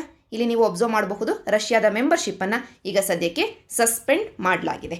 ಸೊ ಒಟ್ಟಾರೆಯಾಗಿ ಈ ಆರ್ಟಿಕಲ್ನ ಹಿನ್ನೆಲೆಯಲ್ಲಿ ನಮಗೆ ಎಕ್ಸಾಮ್ ಪರ್ಸ್ಪೆಕ್ಟಿವಲ್ಲಿ ಬೇಕಾಗಿರುವಂಥ ಪಾಯಿಂಟ್ಸ್ ಅಂತಂದರೆ ಹ್ಯೂಮನ್ ರೈಟ್ಸ್ ಕೌನ್ಸಿಲಲ್ಲಿ ಎಷ್ಟು ಜನ ಸದಸ್ಯರು ಇರ್ತಾರೆ, ಯಾರು ಆಯ್ಕೆ ಮಾಡಿ ಕಳಿಸ್ತಾರೆ, ಇಂಡಿಯಾ ಇಲ್ಲಿ ಈಗ ಸದ್ಯಕ್ಕೆ ಸದಸ್ಯತ್ವವನ್ನು ಹೊಂದಿದೆಯೋ ಇಲ್ವೋ, ಮತ್ತು ಇತ್ತೀಚೆಗೆ ಯಾರ ಸದಸ್ಯತ್ವವನ್ನು ತೆಗೆದು ಹಾಕಲಾಗಿದೆ. ಇಷ್ಟು ಪಾಯಿಂಟ್ಗಳು ನಿಮಗೆ ನೆನಪಿರಬೇಕು.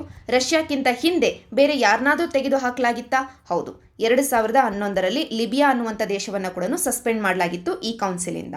ನಂತರ ನಾವು 2006ರಲ್ಲಿ ಈ ಯುನೈಟೆಡ್ ನೇಷನ್ಸ್ ಹ್ಯೂಮನ್ ರೈಟ್ಸ್ ಕೌನ್ಸಿಲನ್ನು ತಂದ್ವಿ ಅಂತ ನೋಡಿದ್ವಿ. ಅಂದರೆ 2006ಕ್ಕಿಂತ ಹಿಂದೆ ಹ್ಯೂಮನ್ ರೈಟ್ಸ್ ಬಗ್ಗೆ ನಾವು ಫೋಕಸ್ ಮಾಡ್ತಿರ್ಲಿಲ್ವಾ? ಮಾಡ್ತಾ ಇದ್ವಿ. ಆ ಸಂದರ್ಭದಲ್ಲಿ ಇದ್ದಂಥ ಸಂಸ್ಥೆ ಯಾವುದು ಅಂತಂದರೆ united nations commission on human rights ಅಂತ ಒಂದು ಕಮಿಷನ್ ಇತ್ತು. ಈ ಕಮಿಷನ್ ಅನ್ನೇ 2006ರಲ್ಲಿ ಈ united Nations human rights council replace ಮಾಡುತ್ತೆ. ನಂತರ ಕೊನೆಯ ಪಾಯಿಂಟ್ ಅಂತಂದರೆ ಇಲ್ಲಿ ಸಸ್ಪೆಂಡ್ ಮಾಡಿದ್ದು ಯಾರು ರಷ್ಯಾವನ್ನು ಯುನೈಟೆಡ್ ನೇಷನ್ಸ್ ಹ್ಯೂಮನ್ ರೈಟ್ಸ್ ಕೌನ್ಸಿಲಿಂದ. ಯಾರು ಸಸ್ಪೆಂಡ್ ಮಾಡಿದ್ದು ಅಂತಂದರೆ ಯಾರು ಎಲೆಕ್ಟ್ ಮಾಡಿ ಕಳಿಸಿದ್ರಲ್ಲ ಅವರೇ, ಅಂದರೆ ಯುನೈಟೆಡ್ ನೇಷನ್ಸ್ ಜನರಲ್ ಅಸೆಂಬ್ಲಿಯೇ ಸಸ್ಪೆಂಡ್ ಮಾಡಿರೋದು. ತನ್ನ ಕಡೆಯಿಂದ 2/3 of majority present and voting ಎಷ್ಟು ಜನ ಇದ್ರೋ ಅವರೆಲ್ಲರೂ 2/3 ಮೆಜಾರಿಟಿಯಿಂದ ರಷ್ಯಾವನ್ನು ಸಸ್ಪೆಂಡ್ ಮಾಡಿರೋದು. ರಷ್ಯಾವನ್ನು ಇಲ್ಲಿ ಸಸ್ಪೆಂಡ್ ಮಾಡಿದರೆ ಯುನೈಟೆಡ್ ನೇಷನ್ಸ್ ಹ್ಯೂಮನ್ ರೈಟ್ಸ್ ಕೌನ್ಸಿಲಿಂದ ವೋಟಿಂಗ್ ಕೂಡ ನಡೆದಿದೆ. ಇಂಡಿಯಾ ಕೂಡ ಇಲ್ಲಿ ರಷ್ಯಾದ ಎಗೇನೆಸ್ಟ್ ಆಗಿ ವೋಟ್ ಮಾಡಿದೆಯಾ? ಇಲ್ಲ. ಇಲ್ಲಿ ಇಂಡಿಯಾ ರಷ್ಯಾದ ಪರವಾಗಿಯೂ ಇಲ್ಲ, ರಷ್ಯಾದ ವಿರುದ್ಧವಾಗಿಯೂ ಇಲ್ಲ, ಅಬ್ಸ್ಟೈನ್ ಮಾಡಿಕೊಂಡಿದೆ. ಅಂದರೆ ವೋಟನ್ನು ಹಾಕಿಯೇ ಇಲ್ಲ ಇಂಡಿಯಾ ಈ ಒಂದು ಡಿಸಿಷನ್ನ ವಿಷಯದಲ್ಲಿ. ಇಷ್ಟು ಓವರಾಲ್ ಈ ಒಂದು ಇಶ್ಯೂನ ವಿಷಯವಾಗಿ ಬೇಕಾಗಿದ್ದಂಥ ಡಿಸ್ಕಷನ್. ನಂತರ ಇದೇ ವಾರ ಇಂಡಿಯಾ ಮತ್ತು USA ನಡುವೆ 2+2 ಫಾರ್ಮ್ಯಾಟ್ ಮೀಟಿಂಗ್ ಆಗುತ್ತೆ. ಇಲ್ಲಿ 2+2 ಫಾರ್ಮ್ಯಾಟ್ ಅಂದರೆ ಏನು? ನಮ್ಮ ದೇಶದ ಕಡೆಯಿಂದ 2 ಮಿನಿಸ್ಟರ್ಸ್, ಒಬ್ಬರು ಡಿಫೆನ್ಸ್ ಮಿನಿಸ್ಟರ್ ರಕ್ಷಣಾ ಮಂತ್ರಿ, ಇನ್ನೊಬ್ಬರು ಮಿನಿಸ್ಟ್ರಿ ಆಫ್ ಎಕ್ಸ್ಟರ್ನಲ್ ಅಫೇರ್ಸ್ ಕಡೆಯಿಂದ ಎಕ್ಸ್ಟರ್ನಲ್ ಅಫೇರ್ಸ್ ಮಿನಿಸ್ಟರ್, ನಮ್ಮ ದೇಶದ ಕಡೆಯಿಂದ ಇವರಿಬ್ಬರು. ಅದೇ ರೀತಿಯಾಗಿ USA ಕಡೆಯಿಂದ ಇಬ್ಬರು, ಇದೇ ವಿಷಯದಲ್ಲಿ ಇರುವಂಥ 2 ಮಂತ್ರಿಗಳು. ಅಂದರೆ ಎರಡೂ ದೇಶದ ಎಕ್ಸ್ಟರ್ನಲ್ ಅಫೇರ್ಸ್ ಮಿನಿಸ್ಟರ್ಸ್ ಮತ್ತು ಡಿಫೆನ್ಸ್ ಮಿನಿಸ್ಟರ್ಸ್ ಕುಳಿತುಕೊಂಡು ಮಾತನಾಡುವಂಥ ಒಂದು ಡೈಲಾಗ್ ಇದಾಗಿದೆ.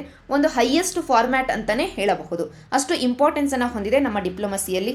ಅಂದ ಮೇಲೆ ಇಂಡಿಯಾ USA ಜೊತೆಗೆ ಮಾತ್ರನೇ ಈ 2+2 ಫಾರ್ಮ್ಯಾಟ್ ಡೈಲಾಗನ್ನು ಹೊಂದಿದೆಯಾ? ಇಲ್ಲ. ಇತರ ದೇಶಗಳೊಂದಿಗೆ ಕೂಡ ಹೊಂದಿದೆ. ಅದರಲ್ಲಿ ಒಂದು ಆಸ್ಟ್ರೇಲಿಯಾ, ಎರಡನೆಯದಾಗಿ ಜಪಾನ್. ಅಂದರೆ ಕ್ವಾಡ್ ದೇಶಗಳು, 4 ದೇಶಗಳು ಈ 2+2 ಫಾರ್ಮ್ಯಾಟನ್ನು ಹೊಂದಿದ್ದಾವೆ. ಅಟ್ ದ ಸೇಮ್ ಟೈಮ್ ರಷ್ಯಾದ ಜೊತೆಗೆ ಕೂಡ 2+2 ಫಾರ್ಮ್ಯಾಟ್ ಡೈಲಾಗನ್ನು ಹೊಂದಿದೆ ಇಂಡಿಯಾ. ಇಷ್ಟು ನಮಗೆ ಓವರಾಲ್ ಈ ಆರ್ಟಿಕಲ್ನ ಹಿನ್ನೆಲೆಯಲ್ಲಿ ಬೇಕಾಗಿದ್ದಂಥ ಡಿಸ್ಕಷನ್ ಪ್ರಿಲಿಮ್ಸ್ ಪರ್ಸ್ಪೆಕ್ಟಿವಲ್ಲಿ. ಆದರೆ ಈ 2+2 ಮಿನಿಸ್ಟೀರಿಯಲ್ ಡೈಲಾಗ್ ಅಥವಾ 2+2 ಫಾರ್ಮ್ಯಾಟ್ ಏನಿದೆಯಲ್ಲ, ಇದು ಮೇನ್ಸ್ ಪರ್ಸ್ಪೆಕ್ಟಿವಲ್ಲಿ ಸಾಕಷ್ಟು ಇಂಪಾರ್ಟೆನ್ಸನ್ನು ಹೊಂದಿದೆ. ನಿಮ್ಮ ಆನ್ಸರಲ್ಲಿ in case India USA relationship ಬಗ್ಗೆ ಆನ್ಸರನ್ನು ಬರೀತಿದ್ದೀರಾ ಅಂತಂದರೆ ಈ ಫಾರ್ಮ್ಯಾಟನ್ನು ಮೆನ್ಷನ್ ಮಾಡಲೇಬೇಕಾಗಿ ಬರುತ್ತೆ. ಪ್ರಿಲಿಮ್ಸ್ ಪರ್ಸ್ಪೆಕ್ಟಿವಲ್ಲಿ 2+2 ಫಾರ್ಮ್ಯಾಟ್ ಅಂದರೆ ಏನು, ಯಾವ ದೇಶಗಳ ಜೊತೆಗೆ ಇಂಡಿಯಾ 2+2 ಫಾರ್ಮ್ಯಾಟ್ ಡೈಲಾಗನ್ನು ಹೊಂದಿದೆ, ಇಷ್ಟು ನಿಮಗೆ ನೆನಪಿದ್ರೆ ಸಾಕಾಗುತ್ತೆ. ನಂತರ ಎಕಾನಮಿ ಸೆಕ್ಷನ್ಗೆ ಶಿಫ್ಟ್ ಆಗೋದಾದರೆ ಎಕನಾಮಿಕ್ ಡೆವಲಪ್ಮೆಂಟ್, ಆರ್ಥಿಕ ಅಭಿವೃದ್ಧಿಯನ್ನು ಮಾಡಬೇಕು ಅಂತಂದರೆ ಲ್ಯಾಂಡ್ ನಮಗೆ ವೆರಿ ಇಂಪಾರ್ಟೆಂಟ್. ಲ್ಯಾಂಡನ್ನು ಕೆಲವೊಂದು ಪ್ರಾಜೆಕ್ಟ್ಗಳಿಗೆ, ಡ್ಯಾಮ್ಗಳನ್ನು ಕನ್ಸ್ಟ್ರಕ್ಟ್ ಮಾಡಲಿಕ್ಕೆ, ಇನ್ಫ್ರಾಸ್ಟ್ರಕ್ಚರ್ಗೆ ಆಗಿರಬಹುದು, ಈ ರೀತಿಯಾದಂಥ ಕೆಲವೊಂದು ಅಭಿವೃದ್ಧಿ ಕಾರ್ಯಗಳಿಗೋಸ್ಕರ ಲ್ಯಾಂಡ್ ಅಕ್ವಿಸಿಷನನ್ನು ಮಾಡಿಕೊಳ್ಳೇಬೇಕಾಗತ್ತೆ, ಭೂ ಸ್ವಾಧೀನವನ್ನು ಮಾಡಿಕೊಳ್ಳೇಬೇಕಾಗತ್ತೆ. ಅದಕ್ಕೋಸ್ಕರ ನಾವು ಲ್ಯಾಂಡ್ ಅಕ್ವಿಸಿಷನ್ ಆ್ಯಕ್ಟನ್ನು ಬಳಕೆ ಮಾಡ್ಕೊಳ್ತೀವಿ. ಇಲ್ಲಿ ನಾವು ಅಂತಂದರೆ ಗವರ್ನಮೆಂಟ್ ಆಗಿರಬಹುದು, ಗವರ್ನಮೆಂಟ್ ಕಂಪನಿಗಳು ಆಗಿರಬಹುದು, ಲ್ಯಾಂಡ್ ಅಕ್ವಿಸಿಷನ್ನ ಭೂ ಸ್ವಾಧೀನವನ್ನು ಮಾಡ್ಕೊಳ್ಳಿಕ್ಕೋಸ್ಕರ ಈ ರೀತಿಯಾದಂಥ ಪ್ರಾಜೆಕ್ಟ್ಗಳಿಗೆ ಲ್ಯಾಂಡ್ ಅಕ್ವಿಸಿಷನ್ ಆ್ಯಕ್ಟನ್ನು ಬಳಕೆ ಮಾಡ್ಕೊಳ್ತವೆ. ಅದೇ ಕೋಲ್ ಮೈನಿಂಗಿನ ವಿಷಯಕ್ಕೆ ಬಂದಿದ್ದೆ ಆದರೆ ಅದಕ್ಕೋಸ್ಕರನೇ ಸೆಪ್ರೇಟ್ ಆಗಿ ಒಂದು ಕಾನೂನು ಇದೆ. ಆ ಕಾನೂನು ಯಾವುದು ಅಂತಂದರೆ ಈ ಆರ್ಟಿಕಲಲ್ಲಿ ಡಿಸ್ಕಸ್ ಮಾಡ್ತಾ ಇದ್ದಾರೆ. ಕೋಲ್ bearing areas acquisition and development act 1957. ಅಂದರೆ ಬೇರೆಲ್ಲ ಪರ್ಪಸ್ಸಿಗೋಸ್ಕರ ಲ್ಯಾಂಡನ್ನು ಅಕ್ವೈರ್ ಮಾಡ್ಕೊಳ್ಬೇಕು ಅಂತಂದರೆ, ಭೂ ಸ್ವಾಧೀನವನ್ನು ಮಾಡ್ಕೊಳ್ಬೇಕು ಅಂತಂದರೆ ಲ್ಯಾಂಡ್ ಅಕ್ವಿಸಿಷನ್ ಆ್ಯಕ್ಟನ್ನು ನಾವು ಬಳಕೆ ಮಾಡ್ಕೊಳ್ತೀವಿ. ಅದೇ ಕೋಲ್ ಮೈನಿಂಗಿಗೋಸ್ಕರ ಲ್ಯಾಂಡನ್ನು ಅಕ್ವೈರ್ ಮಾಡ್ಕೊಳ್ಬೇಕು ಅಂತಂದರೆ ಕೋಲ್ ಬೇರಿಂಗ್ ಏರಿಯಾಸ್ ಆ್ಯಕ್ಟನ್ನು ಬಳಕೆ ಮಾಡ್ಕೊಳ್ತೀವಿ. ಈಗ ಈ ಆ್ಯಕ್ಟ್ ಮತ್ತೆ ಯಾಕೆ ಸುದ್ದಿಯಲ್ಲಿರೋದು? ಯಾಕೆ ಅಂತಂದರೆ ಕೆಲವೊಂದು ಲ್ಯಾಂಡ್ ಏರಿಯಾಗಳನ್ನು ಅಕ್ವೈರ್ ಏನೋ ಮಾಡ್ಕೊಂಡಿರ್ತವೆ ಗೌರ್ಮೆಂಟ್ ಕಂಪನಿಗಳು. ಕೋಲ್ ಮೈನಿಂಗ್ ಮುಗಿದೋಗಿರುತ್ತೆ. ಮೈನಿಂಗ್ ಮುಗಿದೋಗಿದೆ ಅಂತಂದರೆ ಆ ಲ್ಯಾಂಡನ್ನು ಹಾಗೆ ಬಿಡಲಿಕ್ಕೆ ಆಗೋದಿಲ್ಲ, ಬೇರೆ ಕೆಲಸಗಳಿಗೆ ಆ ಲ್ಯಾಂಡನ್ನು ಕೊಡಬಹುದು. ಅಂದರೆ ಈಗ ಆ ಲ್ಯಾಂಡನ್ನು ಬೇರೆ ಕೆಲಸಗಳಿಗೆ ಕೊಡಲಿಕ್ಕೋಸ್ಕರ, ಅಥವಾ ಆ ಲ್ಯಾಂಡಲ್ಲಿ ಈಗ ಸದ್ಯಕ್ಕೆ ಕೋಲ್ ಮೈನಿಂಗ್ ನಡೀತಾ ಇಲ್ಲ, ಮುಂದೆ ಮಾಡಬಹುದು ಅಂತಂದರೆ ಆ ಲ್ಯಾಂಡನ್ನು ಬೇರೆ ಪರ್ಪಸ್ಗೋಸ್ಕರ ಬಳಕೆ ಮಾಡಬಹುದಲ್ಲ. ಎಲ್ಲ ರೀತಿಯಾಗಿ ಮರುಬಳಕೆ ಮಾಡಲಿಕ್ಕೋಸ್ಕರ ಕೋಲ್ ಮೈನಿಂಗ್ ಏರಿಯಾದಲ್ಲಿ ಇರುವಂಥ ಲ್ಯಾಂಡಿನ ಮರುಬಳಕೆ ಮಾಡಲಿಕ್ಕೋಸ್ಕರ ಒಂದು ಹೊಸ ಪಾಲಿಸಿಯನ್ನೇ ತರಲಾಗ್ತಾ ಇದೆ. ಅದರ ಬಗ್ಗೆ ಈ ಆರ್ಟಿಕಲಲ್ಲಿ ಡಿಸ್ಕಸ್ ಮಾಡ್ತಿದ್ದಾರೆ. ಈ ಪಾಲಿಸಿ ನಮಗೆ ಪ್ರಿಲಿಮ್ಸ್ ಪರ್ಸ್ಪೆಕ್ಟಿವಲ್ಲಿ ಅಷ್ಟೇನು ಇಂಪಾರ್ಟೆಂಟ್ ಅಲ್ಲ, ಆದರೆ ಇಲ್ಲಿ ಆ್ಯಕ್ಟನ್ನು ಮೆನ್ಷನ್ ಮಾಡಿದಾರಲ್ಲ, ಕೋಲ್ ಬೇರಿಂಗ್ ಏರಿಯಾಸ್ ಆ್ಯಕ್ಟ್ ಅಂತ. ಈ ಆ್ಯಕ್ಟಿನ ಹಿನ್ನೆಲೆಯಲ್ಲಿ ಇಂಡಿಯಾದಲ್ಲಿ ಎಲ್ಲೆಲ್ಲಿ ಕೋಲ್ ಬೇರಿಂಗ್ ಏರಿಯಾಗಳು ಇದ್ದಾವೆ, ಅಂದರೆ ಎಲ್ಲೆಲ್ಲಿ ನಾವು ಕೋಲನ್ನು ಕಾಣಬಹುದು ಅನ್ನೋದನ್ನು ಪ್ರಿಲಿಮ್ಸ್ ಪರ್ಸ್ಪೆಕ್ಟಿವಲ್ಲಿ ಡಿಸ್ಕಸ್ ಮಾಡೋಣ. ಜಸ್ಟ್ ಒಂದು ಅವಕಾಶ ನಮಗೆ ಸಿಕ್ಕಿದೆ ಕೋಲ್ ರಿಸರ್ವ್ಗಳನ್ನು ನೋಡಲಿಕ್ಕೆ, ಜಸ್ಟ್ ನೋಡಿಕೊಂಡು ಬರೋಣ. ಮೊದಲಿಗೆ ಇಂಡಿಯಾ ಮ್ಯಾಪಲ್ಲಿ ನಾವು ಅಬ್ಸರ್ವ್ ಮಾಡೋದಾದರೆ ಛೋಟಾ ನಾಗ್ಪುರ್ ಏರಿಯಾದಲ್ಲಿ ನಮಗೆ ಸಾಕಷ್ಟು ಕೋಲ್ ಸಿಗುತ್ತೆ. ಜಾರ್ಖಂಡ್, ವೆಸ್ಟ್ ಬೆಂಗಾಲ್, ಛತ್ತೀಸ್ಗಢ, ಒಡಿಸ್ಸಾ ಈ ರಾಜ್ಯಗಳಲ್ಲಿ ಈ ಒಂದು ಏರಿಯಾದಲ್ಲಿ ಸಾಕಷ್ಟು ಕೋಲ್ ನಮಗೆ ಸಿಗುತ್ತೆ. ನಂತರ ಈ ಒಂದು ಏರಿಯಾದಲ್ಲಿ ಈ ಬೆಲ್ಟನ್ನು ನೀವು ಅಬ್ಸರ್ವ್ ಮಾಡಿ, ಮಧ್ಯಪ್ರದೇಶ್, ಮಹಾರಾಷ್ಟ್ರ, ತೆಲಂಗಾಣ, ಆಂಧ್ರ ಪ್ರದೇಶ್ ಈ ಬೆಲ್ಟಲ್ಲಿ ಕೂಡ ನಮಗೆ ಕೋಲ್ ಸಿಗುತ್ತೆ. ನಂತರ ತಮಿಳುನಾಡಿನ ಈ ಒಂದು ಏರಿಯಾ, ರಾಜಸ್ಥಾನಿನ ಈ ಏರಿಯಾ, ಗುಜರಾತಿನ ಈ ಏರಿಯಾ ಮತ್ತು ಜಮ್ಮು ಆ್ಯಂಡ್ ಕಾಶ್ಮೀರ್ ಯೂನಿಯನ್ ಟೆರಿಟರಿಯ ಈ ಏರಿಯಾ, ಜೊತೆಗೆ ಅಸ್ಸಾಂ, ಮೇಘಾಲಯದ ಈ ಒಂದು ಏರಿಯಾ, ಇಷ್ಟೂ ಏರಿಯಾಗಳಲ್ಲಿ ಇಂಡಿಯಾದಲ್ಲಿ ಕೋಲ್ ಸಿಗೋದು. ಇದನ್ನು ಬಿಟ್ಟರೆ ಆಚೆಗೆ ಕೋಲ್ ಹೆಚ್ಚಾಗಿ ನಮಗೆ ಸಿಗೋದಿಲ್ಲ. ಈಗ ಈ ಬೆಲ್ಟ್ಗಳಲ್ಲೇ ಯಾವ ಯಾವ ಸ್ಥಳಗಳಲ್ಲಿ ಕೋಲ್ ಮೈನಿಂಗನ್ನು ನಾವು ಮಾಡಬಹುದು, ಈ ಸ್ಥಳಗಳು ಕೂಡ ಇಂಪಾರ್ಟೆಂಟ್ ಆಗುತ್ತೆ ನಮಗೆ ಪ್ರಿಲಿಮ್ಸ್ ಪರ್ಸ್ಪೆಕ್ಟಿವಲ್ಲಿ. ಈಗಾಗಲೇ ಮ್ಯಾಚ್ ಮಾಡಲಿಕ್ಕೆ ಸಾಕಷ್ಟು ಬಾರಿ UPSC ಪ್ರಿಲಿಮ್ಸಲ್ಲಿ ಕೇಳಿದೆ, ಅದಕ್ಕೋಸ್ಕರ ಒಂದೊಂದಾಗಿ ನೋಡ್ತಾ ಹೋಗೋಣ. ಛೋಟಾ ನಾಗ್ಪುರಲ್ಲೇ ನಾವು ಜಾರ್ಖಂಡ್ ಅಂತ ನೋಡಿದ್ವಲ್ಲ, ಜಾರ್ಖಂಡಲ್ಲಿ ನೆನ್ಪಿಟ್ಕೊಳ್ಬೇಕಾಗಿರೋದು ಝರಿಯಾ, ದಾನ್ಬಂದ್, ಬೊಕ್ಯಾರೋ, ಜಯಂತಿ, ಗೊಡ್ಡಾ, ಗಿರಿಡಿ, ರಾಮ್ಗರ್, ಕರಣ್ಪುರ್, ದಲ್ತೇನ್ಗಂಜ್. ಮತ್ತು ಇವುಗಳಲ್ಲಿ ನೆನ್ಪಿಟ್ಕೊಳ್ಳೇಬೇಕಾಗಿರೋದು ಅಂತಂದರೆ ಝರಿಯಾವಂತೂ ನೆನಪಿರಲೇಬೇಕು, ದಾನ್ಬಂದ್ ಕೂಡ, ಬೊಕ್ಯಾರೋ ಕೂಡ, ಗಿರಿಡಿ, ರಾಮ್ಗರ್, ಕರಣ್ಪುರ್, ದಲ್ತೇನ್ಗಂಜ್ ಇಷ್ಟಂತೂ ನೆನಪಿರಲೇಬೇಕು. ಈ ಸ್ಥಳಗಳನ್ನು ಕೊಟ್ಟು ಕಾಮನ್ ಆಗಿ ಈ ಸ್ಥಳಗಳ ಫೀಚರ್ ಏನು ಅಂತ ಕೇಳಿದ್ರೆ ಕೋಲ್ ಮೈನಿಂಗ್ ನಡೆಯುತ್ತೆ ಈ ಸ್ಥಳಗಳಲ್ಲಿ. ಅಥವಾ ಈ ಸ್ಥಳಗಳು ಯಾವ ರಾಜ್ಯದಲ್ಲಿ ಲೊಕೇಟ್ ಆಗಿದ್ದಾವೆ ಅಂತಂದರೆ ಜಾರ್ಖಂಡ್ ಅಂತ ನಿಮಗೆ ನೆನಪಿರಬೇಕು. ಅದೇ ರೀತಿಯಾಗಿ ವೆಸ್ಟ್ ಬೆಂಗಾಲ್ಗೆ ಬಂದಿದ್ದಾದರೆ ರಾಣಿಗಂಜ್, ದಾಲಿಂಗ್ಖಾಟ್, ಬಿರ್ಭೂಮ್, ಚೀನಾಕೋರಿ ಇವುಗಳಲ್ಲಿ ರಾಣಿಗಂಜ್ ಅಂತೂ ನೆನಪಿರಲೇಬೇಕು. ವೆಸ್ಟ್ ಬೆಂಗಾಲಲ್ಲಿ ರಾಣಿಗಂಜ್ ನೆನಪಿರಲೇಬೇಕು. ಅದೇ ರೀತಿಯಾಗಿ ಛತ್ತೀಸ್ಗಢಗೆ ಬಂದಿದ್ದಾದರೆ ಕೋರ್ಬಾ, ಬಿಶ್ರಾಂಪುರ್, ಸೋನ್ಹಾಟ್, ಜಿಲ್ಮಿಲ್, ಹಸ್ಡೋ, ಆರನ್ ಇದರಲ್ಲಿ ಒಂದು ಕೋರ್ಬಾ ಅಂತೂ ನೆನಪಿರಲೇಬೇಕು, ಇನ್ನೊಂದು ಹಸ್ಡೋ ಅಂತೂ ನೆನಪಿರಲೇಬೇಕು. ನಂತರ ಒಡಿಸ್ಸಾಗೆ ಬಂದಿದ್ದೆ ಆದರೆ ಹಿಮ್ಗಿರ್, ರಾಂಪುರ್, ತಾಲ್ಚರ್, ಜಾರ್ಸುಗುಡ ಇವುಗಳಲ್ಲಿ ಹಿಮ್ಗಿರ್, ರಾಂಪುರ್, ತಾಲ್ಚರ್ ಅಂತೂ ನೆನಪಿರಲೇಬೇಕು. ತಾಲ್ಚರಿನ ಹತ್ತಿರ ಒಂದು ಥರ್ಮಲ್ ಪವರ್ ಪ್ಲಾಂಟ್ ಕೂಡ ಇದೆ, ಅದನ್ನು ಕೂಡ ನೀವು ನೆನಪಿಟ್ಕೊಳ್ಬೇಕು. ಅದೇ ರೀತಿಯಾಗಿ ತೆಲಂಗಾಣ, ಆಂಧ್ರ ಪ್ರದೇಶ್ ರೀಜನ್ಗೆ ಬಂದಿದೆ ಆದರೆ ಸಿಂಗ್ರೇನಿ, ಕೋಟಾಗುಡಂ, ಕಂಟಪಲ್ಲಿ ಮೂರು ನೆನಪಿರಬೇಕು. ತೆಲಂಗಾಣ, ಆಂಧ್ರ ಪ್ರದೇಶ್ ರೀಜನಲ್ಲಿ ಈ ಮೂರು ಸ್ಥಳಗಳು ನಮಗೆ ನೆನಪಿರಬೇಕಾದಂಥದ್ದು. ನಂತರ ತಮಿಳುನಾಡಿಗೆ ಬಂದಿದೆ ಆದರೆ ನೈವೇಲಿ ನೆನಪಿರಲೇಬೇಕು, ವೆರಿ ಇಂಪಾರ್ಟೆಂಟ್. ಸೌತ್ ಇಂಡಿಯಾದಲ್ಲಿ ನಮಗೆ ಕಡಿಮೆ ಕೋಲ್ ಸಿಗೋದು, ಅದರಲ್ಲೂ ತಮಿಳುನಾಡಿನ ಈ ನೈವೇಲಿ ಅನ್ನೋದು ನೆನಪಿರಲೇಬೇಕಾಗಿರುವಂಥದ್ದು. ನಂತರ ಮಹಾರಾಷ್ಟ್ರಕ್ಕೆ ಹೋಗಿದ್ದೆ ಆದರೆ ನಾಗ್ಪುರ್, ಉನ್ಫೀಲ್ಡ್, ವಾರ್ಧಾ, ವಾಲಾರ್ಪುರ್, ಗುಘೂಸ್, ವರೋರಾ ಇವುಗಳಲ್ಲಿ ವಾರ್ಧಾ ಅಂತೂ ನೆನಪಿರಲೇಬೇಕು. ಅದೇ ರೀತಿಯಾಗಿ ಅಸ್ಸಾಂಗೆ ಬಂದಿದೆ ಆದರೆ ಲೀಡೋ, ಮಾಕುಮ್, ನಜೀರಾ, ಜಂಜಿ, ಜೈಪುರ್ ಇವುಗಳಲ್ಲಿ ಜಂಜಿ ನೆನಪಿರಲೇಬೇಕು. ನಂತರ ಮೇಘಾಲಯಕ್ಕೆ ಬಂದಿದೆ ಆದರೆ ಗಾರೋ ಹಿಲ್ಸಲ್ಲಿ ಒಂದು ಸ್ಥಳ ಇದೆ ಧಾರಣ್ಗಿರಿ ಅಂತ, ಧಾರಣ್ಗಿರಿ ನೆನಪಿರಬೇಕು. ಅಟ್ಲೀಸ್ಟ್ ಗಾರೋ ಹಿಲ್ಸಲ್ಲಿ ನಮಗೆ ಕೋಲ್ ಸಿಗುತ್ತೆ ಅಂತನಾದರೂ ನೆನಪಿರಬೇಕು. ಗಾರೋ ಹಿಲ್ಸ್ ಅಷ್ಟೇ ಅಲ್ಲ, ಮೇಘಾಲಯದಲ್ಲಿ ನಮಗೆ ಖಾಸಿ ಮತ್ತು ಜೈಂತ್ಯಾ ಹಿಲ್ಸ್ಗಳು ಕೂಡ ಕಂಡು ಬರ್ತವೆ. ಮೂರರಲ್ಲೂ ಗಾರೋ, ಖಾಸಿ, ಜೈಂತ್ಯಾ ಮೂರರಲ್ಲೂ ನಮಗೆ ಕೋಲ್ ಕಂಡು ಬರುತ್ತೆ.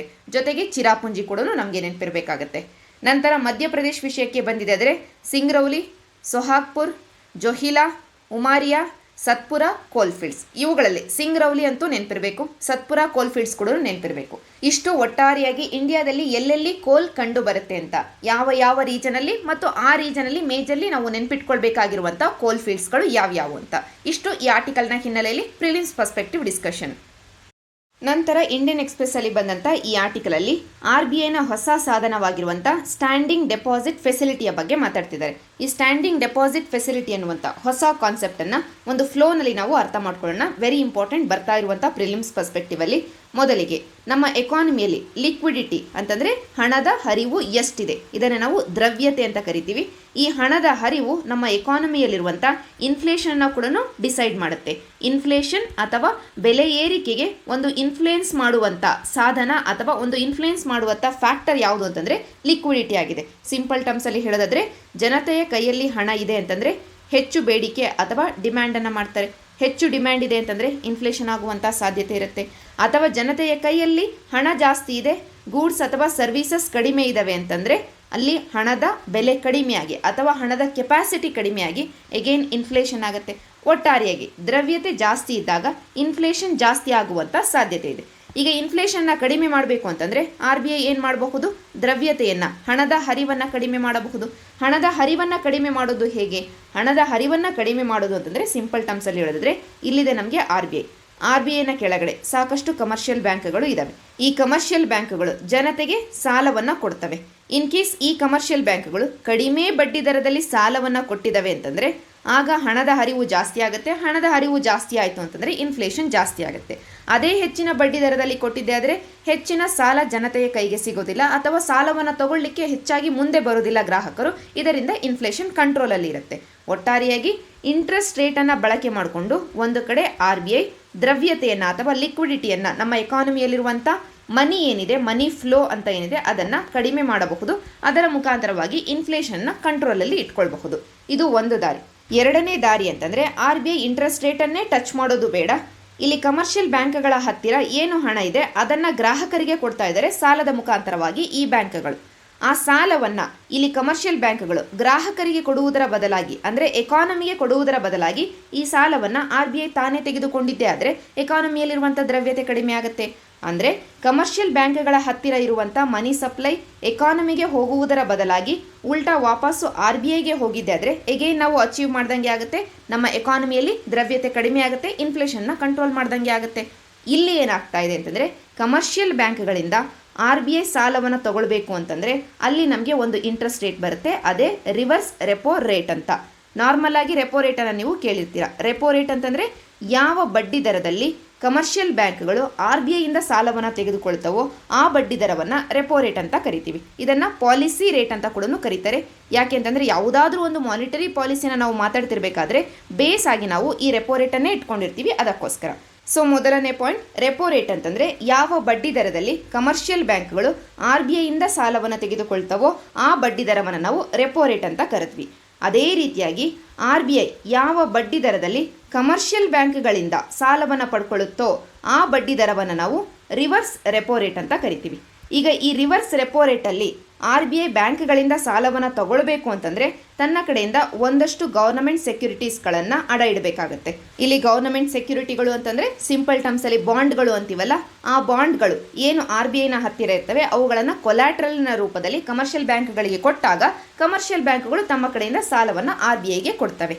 ಇಲ್ಲಿ ನೀವು ಅಬ್ಸರ್ವ್ ಮಾಡಬೇಕಾಗಿರೋದು ರಿವರ್ಸ್ ರೆಪೋ ರೇಟನ್ನು ಬಳಕೆ ಮಾಡಿಕೊಂಡಿದ್ದೆ ಆದರೆ ನಮ್ಮ ಎಕಾನಮಿಯಲ್ಲಿರುವಂಥ ಲಿಕ್ವಿಡಿಟಿಯನ್ನು ಅಬ್ಸಾರ್ಬ್ ಮಾಡಿಕೊಳ್ಳಿಕ್ಕೆ, ದ್ರವ್ಯತೆಯನ್ನು ಕಡಿಮೆ ಮಾಡಲಿಕ್ಕೆ RBI ಇಲ್ಲಿ ಗವರ್ನಮೆಂಟ್ ಸೆಕ್ಯೂರಿಟಿಗಳನ್ನು ಕೊಡಬೇಕಾಗತ್ತೆ ಕಮರ್ಷಿಯಲ್ ಬ್ಯಾಂಕ್ಗಳಿಗೆ. ಆದರೆ ಎಲ್ಲ ಸಮಯದಲ್ಲೂ RBIನ ಹತ್ತಿರ ಬೇಕಾಗಿರುವಷ್ಟು ಗವರ್ನಮೆಂಟ್ ಸೆಕ್ಯೂರಿಟಿಗಳು ಇರೋದಿಲ್ಲ. ಆದರೆ ದ್ರವ್ಯತೆಯನ್ನು ಅಬ್ಸಾರ್ಬ್ ಮಾಡ್ಕೊಳ್ಬೇಕಾಗಿರುತ್ತೆ. ಅಂಥ ಸಂದರ್ಭದಲ್ಲಿ ಏನು ಮಾಡಬೇಕು ಅಂದಾಗ RBIಗೆ ಒಂದು ಹೊಸ ಸಾಧನವನ್ನು ಇಂಟ್ರೊಡ್ಯೂಸ್ ಮಾಡಲಾಗುತ್ತೆ. 2018ರಲ್ಲೇ ಈ ಸಾಧನವನ್ನು ತರಲಾಯಿತು. ಅದೇ ಸ್ಟ್ಯಾಂಡಿಂಗ್ ಡೆಪಾಸಿಟ್ ಫೆಸಿಲಿಟಿ. ಇಲ್ಲಿ ಕೂಡ ಸೇಮ್ ಕೆಲಸ ನಡೆಯುತ್ತೆ. ಕಮರ್ಷಿಯಲ್ ಬ್ಯಾಂಕ್ಗಳು ತಮ್ಮ ಹತ್ತಿರ ಇರುವಂಥ ಮನಿ ಅಥವಾ ಹಣ ಏನಿರುತ್ತೆ ಆ ಹಣದ ಹರಿವನ್ನು ಸಾಲದ ರೂಪದಲ್ಲಿ RBIಗೆ ಕೊಡ್ತವೆ. ಆದರೆ ಅದರ ಬದಲಿಗೆ RBI ಇಂಟ್ರೆಸ್ಟ್ ರೇಟನ್ನು ಮಾತ್ರನೇ ಕೊಡುತ್ತೆ, ಯಾವುದೇ ಕೊಲ್ಯಾಟ್ರಲನ್ನು ಕೊಡೋದಿಲ್ಲ. ಇಲ್ಲಿ ಗವರ್ನಮೆಂಟ್ ಸೆಕ್ಯೂರಿಟಿಯ ಇನ್ವಾಲ್ವ್ಮೆಂಟ್ ಇರೋದಿಲ್ಲ.